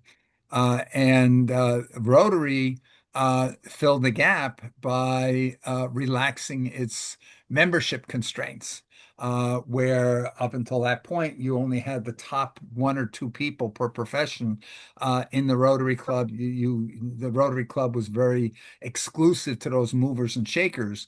And then all of a sudden, they relaxed it and said, no, well, come on in. If you're a good intended, if you're a well-intended person, a kind person who just wants to help out in your community, come in. So this is where Rotary switched from being the strategic leadership of the community into becoming service oriented. That really, even though service above self goes all the way back to the founding, the idea of becoming a service club that helps out in soup kitchens and things like this, that started taking place in the 60s through the 80s, the opening of Rotary to women and so many things like this that created the Rotary that's there today. But we lost the strategic side. So the World Economic Forum, if it had been founded 70 years earlier, would probably be a Rotary entity, because that's where all of the movers and shakers were. And to a degree, we need to seek to get those back. We need to get the strategic planning and thinking of how to solve the world's problems. We need to get Rotary back to believing in themselves that they can do that. Because when we look and say, why do so many people drop out of Rotary? Why do so many people not get involved with Rotary? It's because they look and they say, well, Rotary's not doing the things that are going to keep me attracted. I was the membership chair for our district 6 or 7 years ago, and I visited all the various clubs. And one of the club was there, had 20 some odd members, and they wanted to hand in their charter. And I said, why? And they said, well, we finally had a couple of young people join the club, and they quit because after a year, because they said, you guys aren't really accomplishing anything. And I know in attending a lot of meetings where we've had several hundred club presidents come together and they talk about how they have tutoring programs for children, how they do clothing collection for the homeless. And I asked the question, well, by how many people have you, by what percent have you reduced the number of homeless in your community? And they look at me like, or how many, what percent have you reduced the number of children in your schools that are below grade level? And they look at me and say, we don't do that. That's not our job. That's the job of the politicians. Our job is we just help out a little bit. We do some tutoring. So we're not goal oriented, but that's something here that this club, our club, is where we try to look and say what's needed, set our goals based on what's needed and not what we think we can do. Because just doing a little bit makes you feel good, but are you really changing the world? Are you really making a difference? Not a difference in a few people's lives, but a difference in the world, as would be visible, let's say, through the World Bank statistics. So anyway, I'm down another rabbit hole. So I just want to describe a little bit here. How can we move forward on this idea? And I have talked to a couple of the permanent representatives, the senior ambassadors from a few countries to the UN, and they sort of like the idea of saying, hey, we could even create an advisory council of UN diplomats to maybe provide the guidance for the judging or provide information that would help students be able to figure out where to go and look for tools that might be able to help, and maybe be able to create another advisory panel, perhaps through the Rotary Artificial Intelligence Fellowship that we founded earlier this year. Which, by the way, if you're not a member of that here, I think I need to send out the link so that if that's something that interests you, you can become a member. But the with that combination of people from an AI background and people from the diplomatic background, helped through the organizers of the Future We Want Model UN group, for example, we can create some momentum, create this idea of a competition, encourage as many young people as possible to get engaged in figuring out, hey, how can I use AI to do a better job? Perhaps initially looking at it as a Model UN, and there's hundreds of thousands of young people that participate in Model UNs every year. So there's the academic department at the UN, which might be willing to or interested in partnering with that, and we can bring this coalition together where we encourage so many young people to figure out how can we do a better job of creating collaborative consensus around effective solutions to world problems. That's really what it's all about, and that we might be able to bring that about eventually here, where we could perhaps using through Rotary clubs run local competition levels for students to say, this is what I found we could do and that would work well in being able to create consensus around solutions, effective solutions. And so we have a competition at the local level, and the winner goes on to the next level up and the next level up. We had done a test because we have a competition. It's called the Dare to Be Great Challenge competition, where we challenge school teams to say which team can come up with the most outrageously audacious solution idea to major world problems, such as the SDGs. We did a pilot just before COVID, and I can tell you the solution ideas that these kids, they had to come up with a 5-minute presentation to present their outrageously audacious idea. These ideas were so impressive that the World Summit of Nobel Peace Prize winners invited the winning team to go to Merida, Mexico, which was where they were holding their physical World Summit that year. There were 35 World Nobel Peace Prize winners attended, and the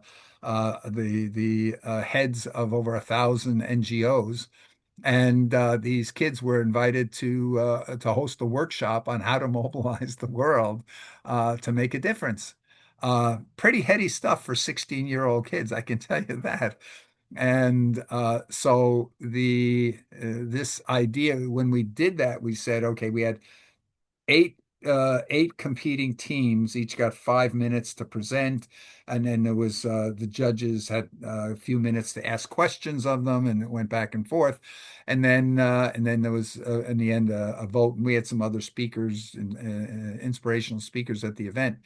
But the idea is if you do eight and you select a winner, and then there's eight that come to that level and now are competing to see who's going to go forward. You've already got 64 teams that competed to get to only the second level. If you do a third level, now we're up to 512 teams that participated.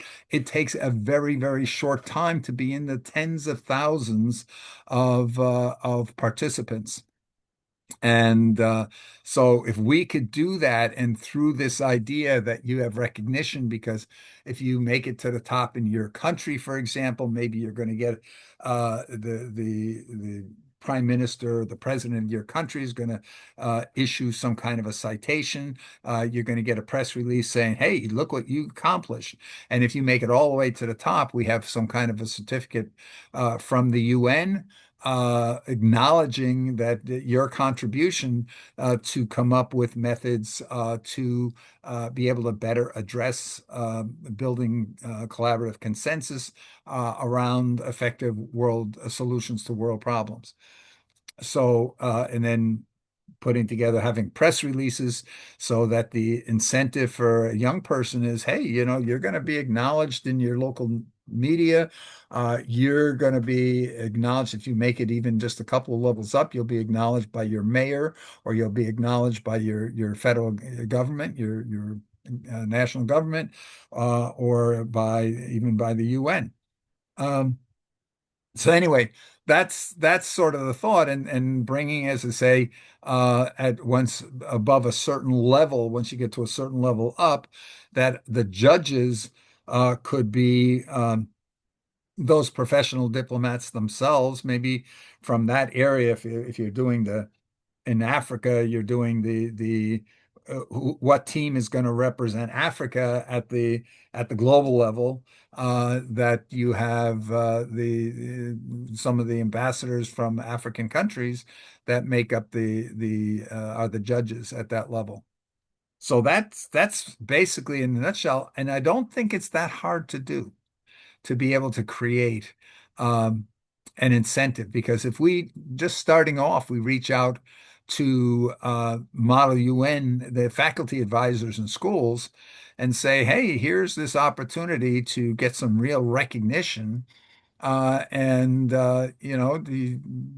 why don't you offer it to your students that to be able to compete, and you could advise them, and uh, maybe organize people from your community to help advise them on how they can do things, and we can point them to bodies of knowledge of access to AI tools that they might want to look at, give them ideas on how they can use AI to better understand doing, for example, deep research into, well, what do those committee members do? What do those representatives to the committees do? And how do what's considered to be success, and how do they get there? So anyway, those are the ideas. Um, and anybody want to add anything to those, or question anything about those ideas for how do we maximize the participation? It's not about getting the best solution. That's not our goal. Our goal is to maximize participation of the number of people who are thinking about how to do a better job on those things. Comments, please.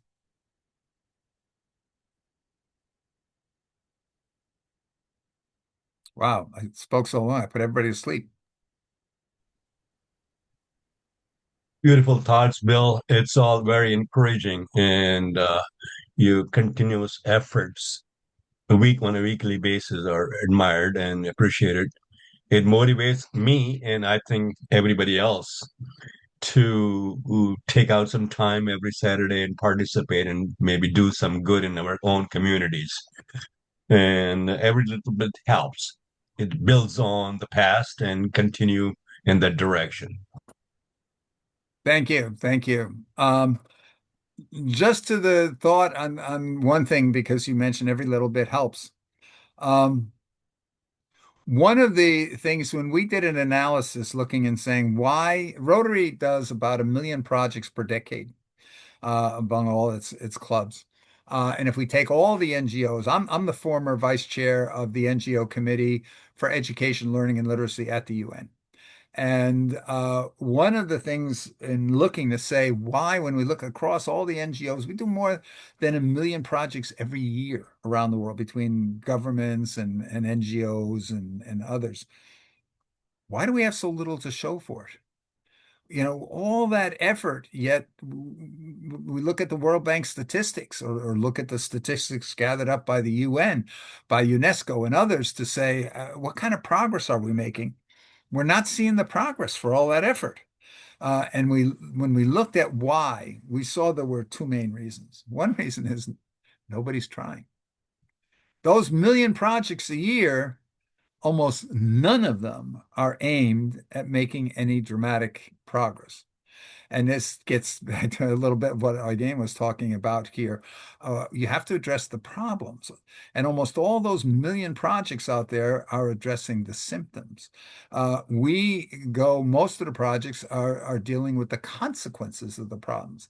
We're trying to help the victims of the problems overcome whatever catastrophe occurred in their lives. But there's very little going into trying to solve the problems that cause the consequences. That was the first reason. The second reason is because almost all the projects are local or regional. And as a result, uh, we're not leveraging, not taking advantage of what's perhaps the biggest organizational recognition or that we've seen in organizations of a thing called economies of scale. So instead of being able to bring together the knowledgeable people, if we say, okay, every community, you got to do your own thing, that's assuming every community's got the expertise, that they have the resources, that they have whatever materials they need, that they even have the community support. That's part of the reason. The other part is when we just focus locally, we hear about so much being done, but in reality, when we go out there and look, we see it's only like 3 to 5% of communities that are even get involved in any of the major problems. And so that's not enough because for every community that's getting involved, another community is ceasing their involvement, which is why the number of communities or the percentage of communities and numbers of projects stay about the same year after year. Uh, I built up a significant multinational company in AI, and not in AI, in IT, back in the early 1980s. And I ended up leaving that and going into education, and I built a data management course sequence at Purdue University. And I had only pledged to give them 2 years. But by the end of the 2 years, I realized that university was too late to have a really significant impact on education. So I spent the better part of 3 years traveling around the country, visiting and talking to educators. And one of the things that surprised me is almost every school I went to, and I talked to the better part of 1,000 educators, uh, it told me about this fantastic project they were doing that was making such a positive impact. And I looked and I had started off with the statistics showing how the education outcomes in the US was not good. It was bad. And we were mid 35th or something like that in the world in math here in the US. My son, who had gotten his early education in Europe, was 12 years old when we came to the United States. And as I say, we're in the faculty town of Purdue University, which is one of the top school districts in the United States. And he's 12 years old and he's coming home and he's saying, you know, Dad, it's strange. I'm getting the same math I studied 3 years ago in Europe. So anyway, so I'm going and talking and I'm hearing all about these fantastic projects that are going on everywhere. And yet I looked and I said, well, how come if all these schools I'm talking to all have these fantastic projects going on and are showing such great results, how come the aggregate's not showing anything? So the bottom line is here that unless somebody says, I accept responsibility for the overall global solution, nobody is.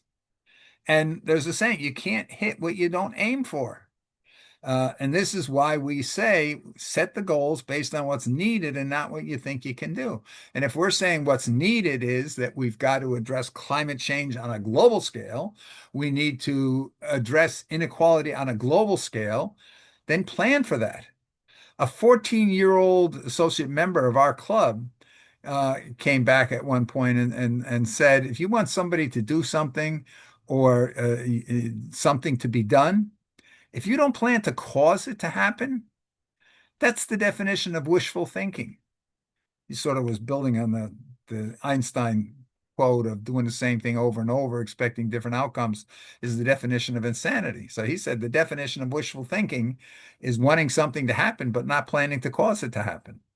Uh, by the way, that same kid came up with another really great one. Michelangelo, because some people, when we say, well, we got to go after the goals, regardless of whether we think we can do it or not, And a lot of people say, well, that's crazy. You should only focus on what you're confident that you can do.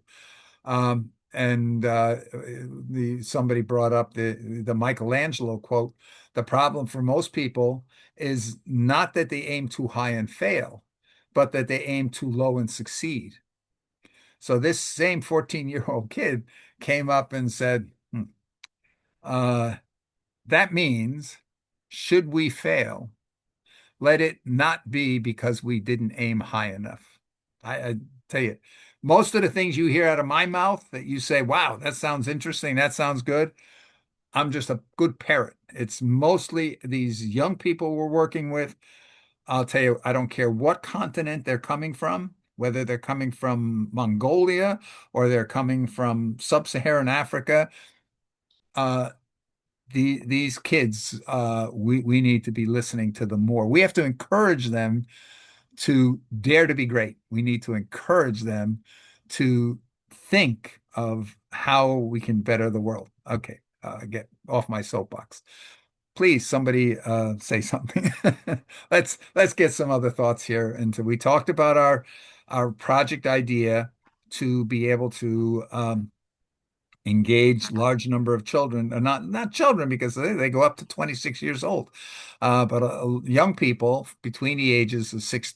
I think we go down to 14 to 26, and to get large numbers. And I already have the head of the largest model UN group in the world saying, yeah, let's do this. So we talked about that, and we talked a little bit about the things that drive our club. So Sid, you wanted to add something to that? Yeah, you brought up a good point about we're making so much effort and all over the world, but there's nothing to show for.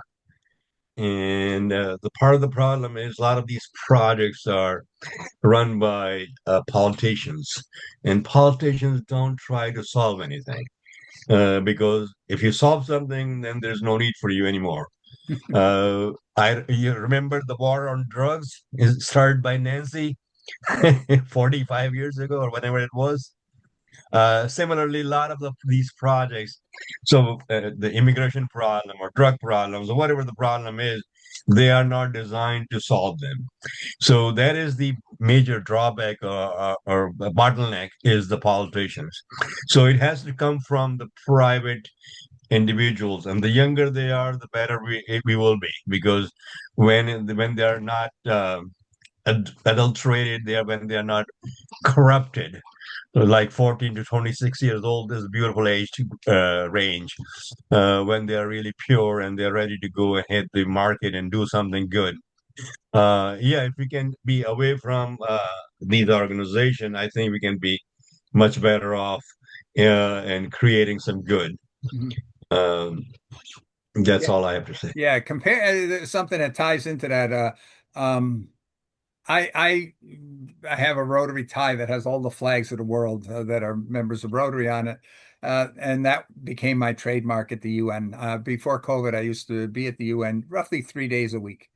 And I all the sessions I would attend, usually it was many cases where there was somebody from an NGO that got up and spoke about what they were doing.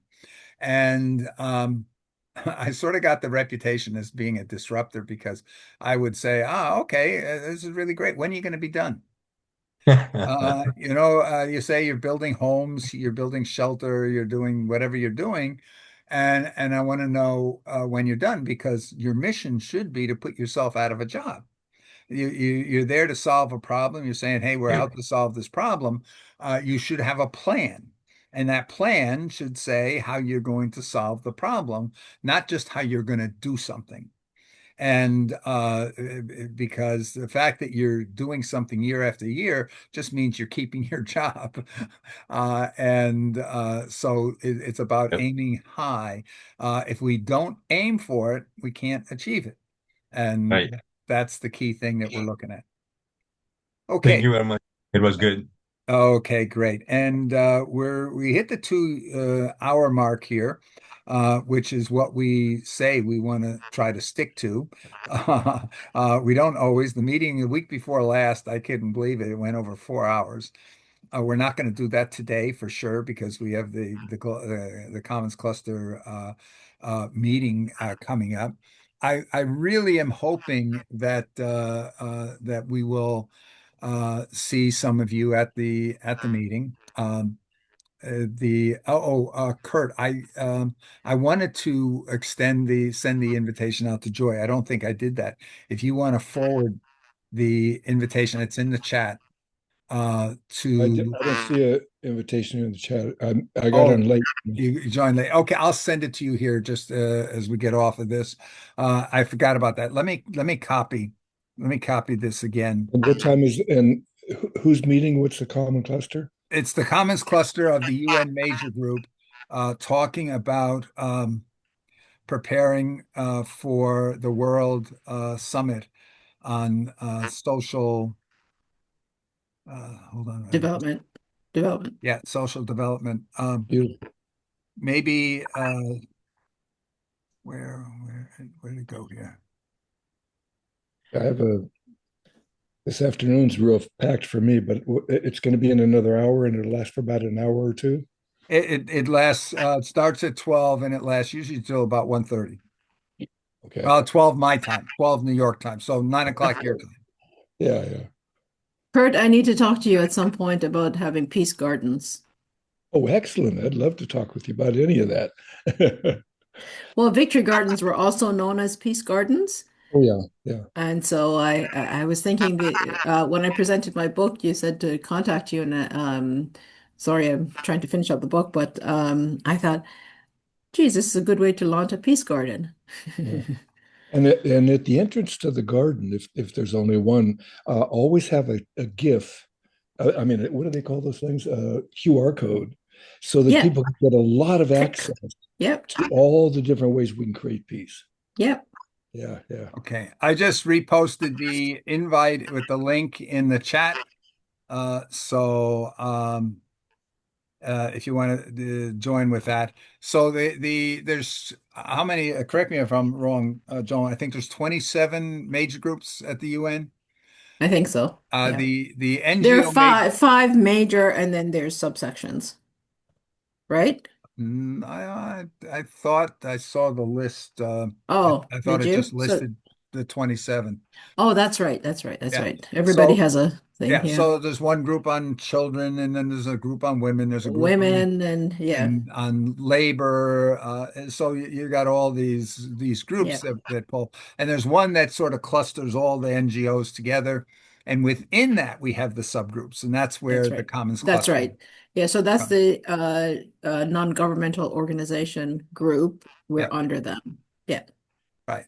So I just reposted the invite and the and what the agenda is. So if you're interested and really want to make a difference in that, if you join us at 12, it's not my group, so I don't speak quite as much. And that I maybe mean, other people can talk. so so this is but it's a very interesting group because it's talking really about where are we going as a world? Where are we going? Where do we want to go? How do we get there? What are the things that are influencing where the world is? And we've got upcoming with this World Summit on social development.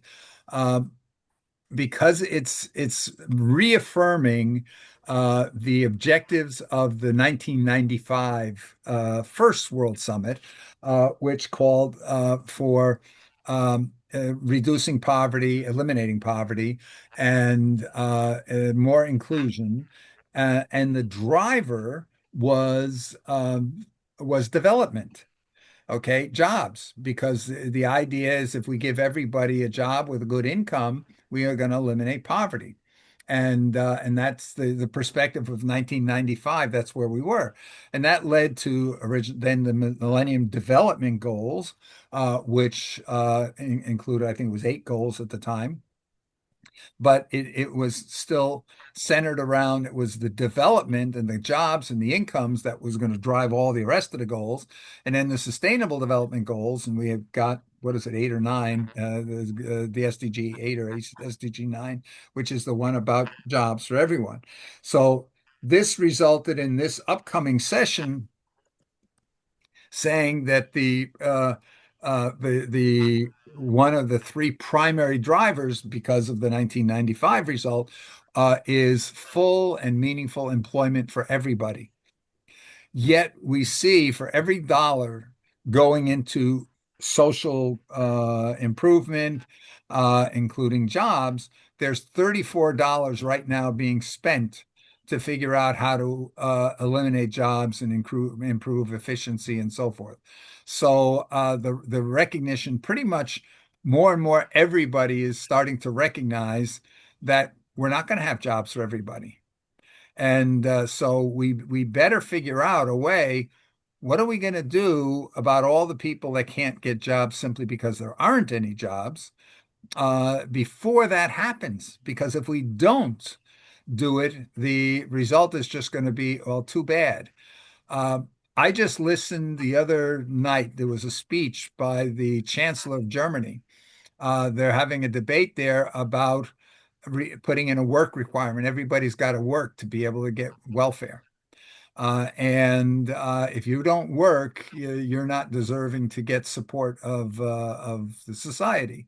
And yet the writing's on the wall. Maybe Europe is a little bit slower in picking up on how quickly things are moving, because a lot of laws and bureaucracy they put into place is causing a lot of companies to reduce their investment in technology in Europe.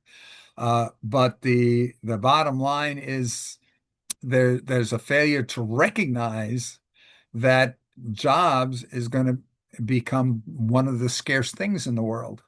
And the idea that let's go and train everybody to use AI and make them an AI expert is not going to increase the number of people that we need, because AI lets you do 100 times more than maybe you could do in the past. So that is just going to mean that we don't need 99 other people doing that. Bill, we had a similar thing in the 90s in Ontario, not in Canada, but in Ontario, and it was called workfare, Right. so that you had to work for your welfare, and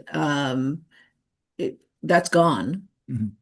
Because there were so many problems that came up with it. Like, for example, one of the things they should have been doing is teaching people about birth control. But anyway, and responsible fatherhood. But those things didn't happen.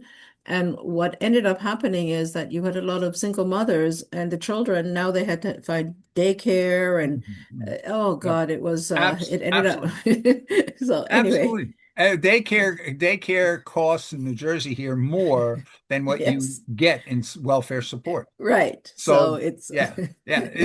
And this is, but and there's other problems here, language problems, but the getting point I was trying to make is that we didn't have the additional issue of job displacement right. at that time. Yes. So now that's on top of all the other Yeah. issues. And So keep in mind the job displacement, it's not an issue of AI. Since World War II, when we had to try to optimize to produce as many airplanes and tanks as we could, as cheaply as we could, it started a process of continual optimization. How do I do more and cost less? That's the competitive model that we have in the world. And the costing less has really been very much about labor. So the whole thing of why do we outsource production to low labor cost countries? That's what that's about. But AI is cheaper than the lowest labor countries. So it's going to cause all the production to go back to where the consumers are. And so we are going to have to figure out, even if you're in a country that say, well, AI is not going to affect me because half of our population doesn't even have electricity.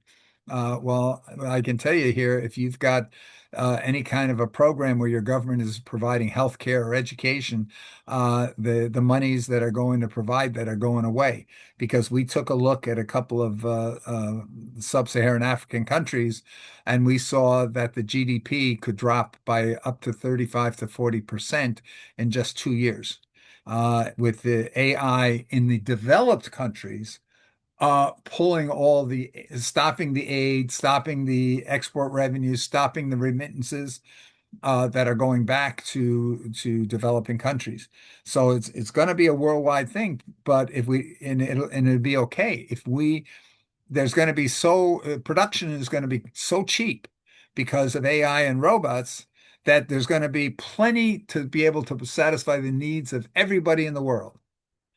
But that's only if we plan for it. If we just let things evolve, then you're going to have the super, super wealthy, the top 1 to 2% of the world, they'll own everything in the world, and everybody else will have nothing. And so that's why So was there any studies? I know they say that the world population is going to be 9 billion. I don't know how, when so many countries actually don't have growth in population. Well, Asia does and Africa, but I don't know. I'm just thinking that. Actually, it's gonna level out. It's starting to level out, and it's probably going to level out around 10 million or 10 billion. But here's the thing: if Africa, for example, sub-Saharan Africa, had the same population growth rate as Europe, for example, you would probably today have almost no poverty in sub-Saharan Africa. One of the things that happened was sub-Saharan Africa since 1900, in the last 125 years, has experienced an 11-fold increase in population, whereas Europe has experienced a 50%. So you've got 1100% versus 50% improvement.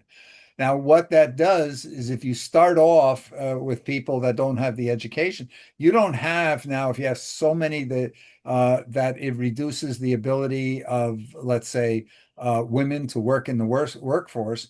So they have less income in the country, less income available to the country to provide the education. So the next generation that's coming up does not get the opportunity to have a great education, so their earning capabilities become lesser, and as a result, we see the per capita GDP in a lot of sub-Saharan African countries is only a couple of thousand versus around 50,000, for example, in most of Europe. So how and then that next generation, the family has very little income, but they also have large number of children. So this is how we got to having 11 times. So if you've got a family with 5 or 6 children, 2 adults, so you got a family with 7 or 8 total people in the family, one income earner that is earning not very much for their work because they didn't have the education to be able to have that productivity level. Compared to in Europe, you have a household with 2 workers for only 3 people. They have only 1 or 1.5 children. So maybe 3 to 4 people, but 2 working. And they have high education, so they have the higher productivity. So each one is making a lot more money than the parent in sub-Saharan Africa, and their kids are getting a top education, which means that keeps going and rolling. And we've made a lot of mistakes. We've invested in the developing countries very often by saying, "Oh, let's encourage education," but we don't encourage it across the whole board. We encourage it for those that reach university level. So we see that where is the highest unemployment rates of university graduates in the world? It's mostly in developing countries. And as a result, because what we did, we added to the supply of people with high skills in those countries, but we didn't add to the ability, the per capita GDP, to increase the ability of the consumers in those countries to pay for the services of those who got the higher skills. So the people that have the higher skills say, okay, well, I guess I have to go and move to a market that can afford to pay for my skills. And this is what led the former ambassador from the African Union to the United States to say there were more doctors from Ghana practicing in New York City than there are in Ghana. So we get the brain drain, and so Africa gets hit double. They get hit double in that it takes a bigger chunk of their GDP to educate those people, and they're not getting the benefit of the earnings of those people, other than through remittances, which is going to go away if those people in the developed countries lose their jobs to AI. So this is why we have to act now to make sure that we have a peaceful transition to a post-labor economy before the bottom falls out in the developed world, which some people are saying could be as little as only 2 years away. But even if it's 5 years away, that's nothing. Just think back what you were doing when COVID hit and how short a time ago that was.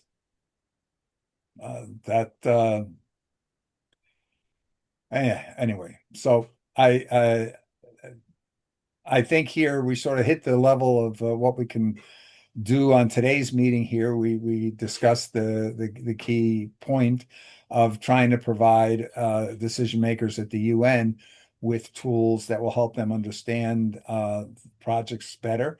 One of the things, though, that we didn't discuss that actually is part of what we were just mentioning was we didn't discuss how do we make sure they're talking about the things that are really important to talk about. Yes, that maybe we can build into the AI something that says, hey, you should be talking about these things. These are the really important things. Yes, Kurt. I was at a Earthstock gathering, an Earthstock summit, it's called, here in Los Angeles. And I was on this panel, and one of the people was bringing up all this negative stuff from the past. I says, wait a minute, we can't do a doggone thing about the past right now. Let's look and see what we can, why spend our time on this negative stuff that we're not doing anything about? You can't do anything about it. It's already passed. How about focusing on what all these things that we can do? We've got to get the energy going there rather than backwards. It's like looking at all the crap that you did in your life and thinking, oh, I did that crap and all that, and oh my goodness, I'm bad. Mm-hmm. Instead of focusing on how to be better and better and better and so on. So unless you're being an optimist here, because people a lot of time when I talk about AI and I talk about losing the jobs, and I say, what a doomer here. And the thing is, I look at it and say, no, the only reason I talk about that is because I believe we can do something about it. Otherwise, right. Why not? But the thing about it is it's very important to understand how we got to where we at. Why did the things that we wanted to do in the past, why did they fail? Because I'm not saying not look at the past. I'm not saying not use the past. What I'm saying is not kvetch about it. Basically, so many people are still kvetching about it rather than saying, look, we did this bad thing, but so we get to be able to create a new reality. What's that reality look like? We got to create a new structure like the geodesic dome. Here we are, got Bucky Fuller as an example, and we fly forward rather than, kvetching all the time. Yeah. No, I agree. It's a really good point. A lot of people like to talk about history, and I do too. But they should put it in the context of what can we do about it, right? Yes. Like that. Yes. That's the strength of that argument. But also, I find that there's a lot of blaming. It's not just looking back at history; it's the blaming side of it. Like, I often say to people, today's people are not to blame. It's a system that needs to blame. There's a lot of people that are trying to resolve it. And so that's one thing, the blaming game. And the second thing is that my perception is that when people think about poverty, they think it's only a non-white issue. Poverty is a poverty issue. There's a lot of people that are white that are also in poverty. And so it's become equated with women and non-whites and stuff like that. And I think that's just wrong. Like when you start to delineate like that, it takes a significance off the problem. It becomes more racial or class or all that stuff when you need to just deal with the solution. Mhm. So Yeah, anyway, I definitely hear that if they don't think there's poor whites, they just have to take a little trip through Appalachia. You know, but I'm not saying to, to talk Or about South what the LA. yeah, I'm not saying to talk about the color or anything. I'm just saying if we just look at it that we're in this game and we're trying to solve a problem, yeah. right? Like as opposed to because you can get bogged down in talking about the history and the unfairness and all of that, and you need to, of course, address those. But where does it lead to for today? Because the argument becomes like what I call the treadmill. You're just addressing it, addressing it, addressing it, and talking about it and not addressing it. Yeah, one of the things that we particularly have to watch out for is there's a tendency when people are not satisfied with the way things are. Oh, it was so much better in the past. Oh, yes. And so let's go back to the 1950s. Let's go back to the Oh, 1960s. yeah, right. The fact that we had segregation here, And better for whom? I always ask. exactly. Yeah. And so it's really it's important that we look at the past so we can design the go forward. But the past and Lloyd's not on the call, otherwise I'm sure I would get into an issue because of indigenous folks.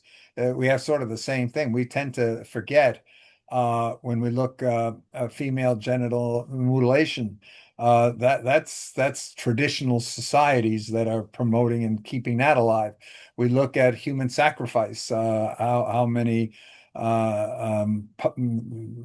groups. We can go all the way back to the caveman probably, and there was a lot of violence and so forth taking place there, just like the Jane Goodall study of the apes and their warfares. But when we plan to go forward and say, what is the world we want? As long as we don't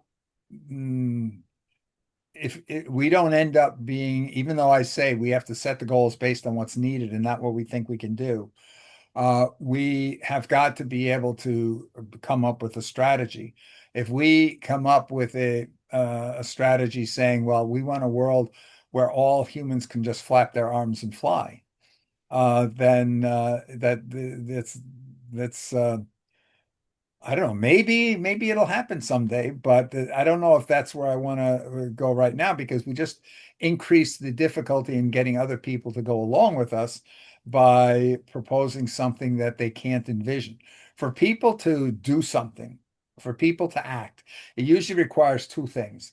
They need to have a compelling reason. They need to have a worthwhile goal that they really, really want to bring about and they have to see a path that they believe could be successful in bringing it about. The possibilities. Yeah. Right. They've got to believe it's possible. They got to believe they want it and they got to believe it's possible. That's right. And so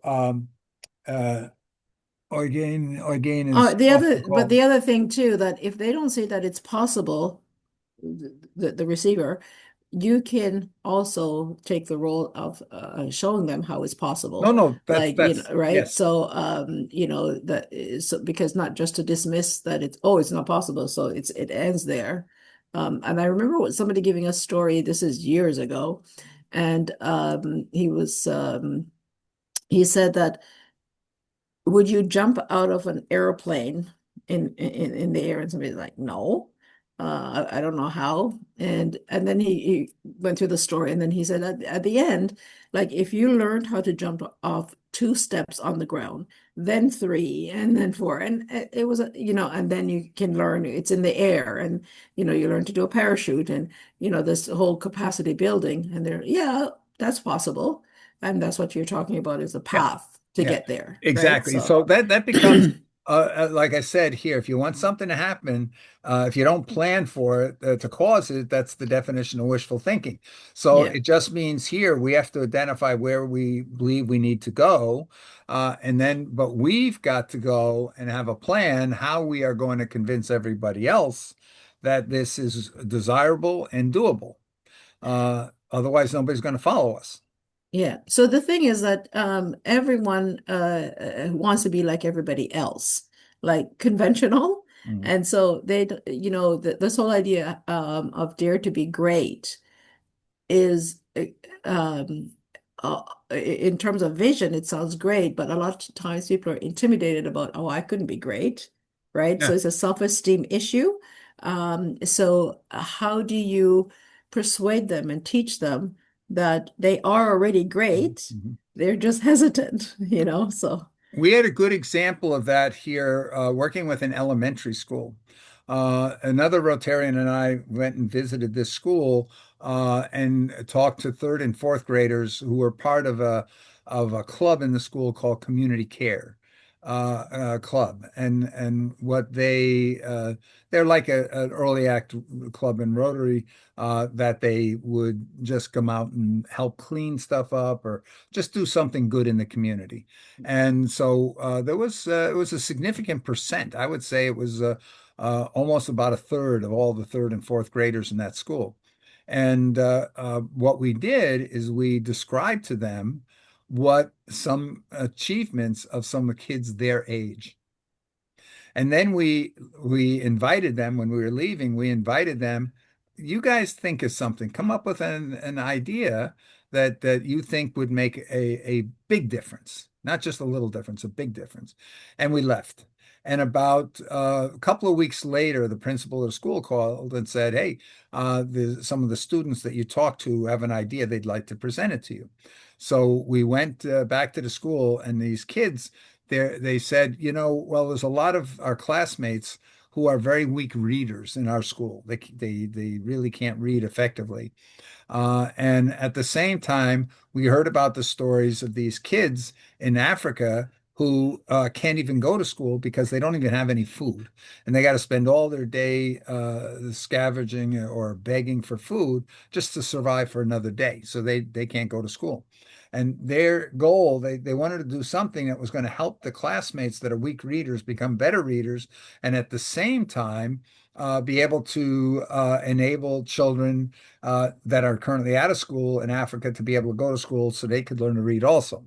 That was their idea. And then how to do that? They said, well, we want to do a readathon in our school where we encourage our classmates to read, and we'll go out in the community and get people to sponsor these kids. So for every hour that a participating student reads, they would earn a small donation. And those kids, they got 70 classmates to participate in their readathon for 10 days. They raised enough money to take 250 of the world's poorest children in Malawi, Africa, off the streets, got them into school, and fed them for an entire year. So you've probably heard me talk about that project to be able to go and do the global readathon.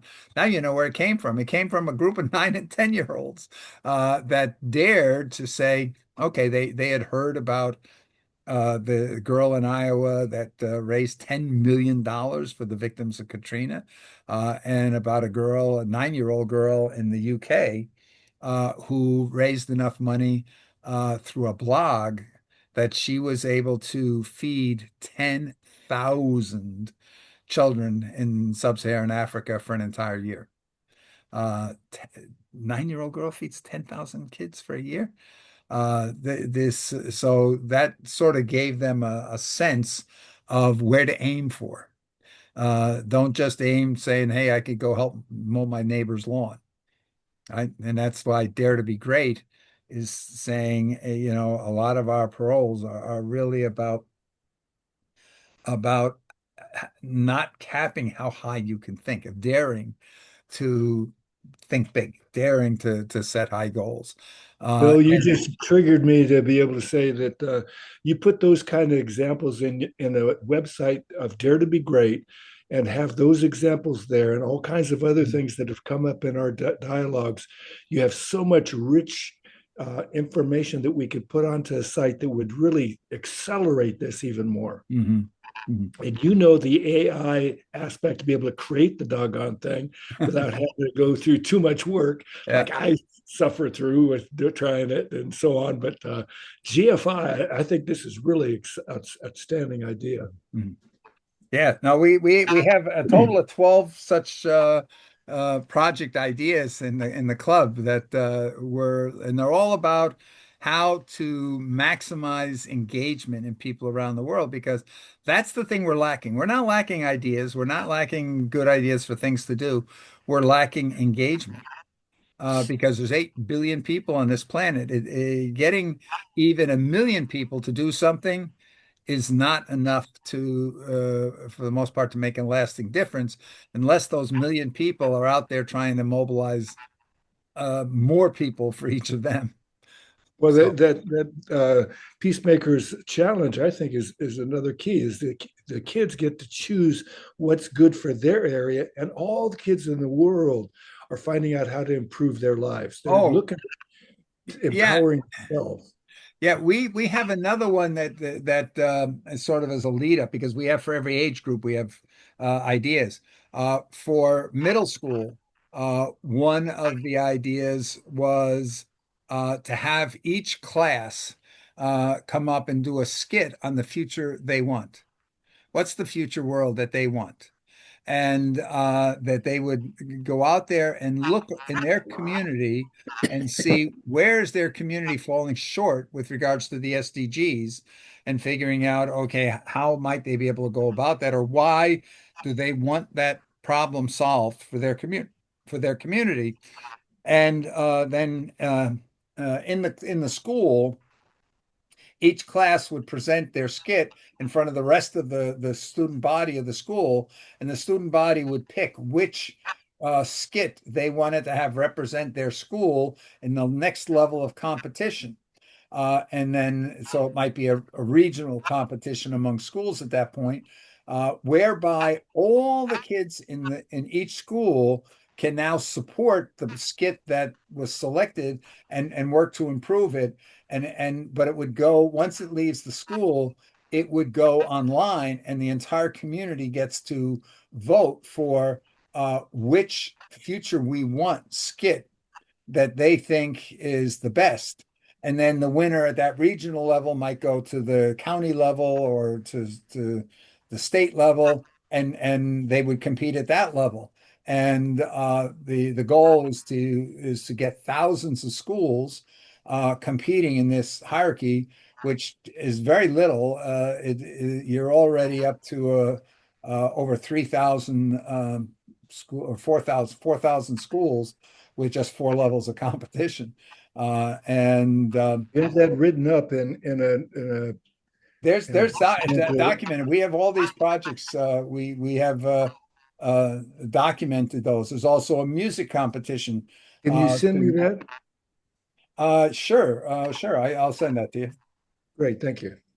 Okay, guys, I think Yeah. I was thinking here, hey, we're going to end this thing close to 2 hours here. Oh, wow, that'll be a first. And we're moving on up towards that 3 hours. So I think here, unless anybody else has any comments at this point, let's call this meeting to a close. Kurt, did you see the link to be able to join the 12 o'clock? Yes, I did. I Okay. pulled that down, and I also sent it off to Joy too. Yes. Okay. And anybody else that you can think of that would be appropriate to get into discussion at that level? Okay, I have a number of people. I'd love to get actually Ulf Sandstrom involved in Anybody, send forward the invitation. it. All right, I'll do that. Okay. Great, Okay, guys. bye-bye, guys. Thank you Good to all. see you, John. Yeah. Bye-bye. Bye now. Bye.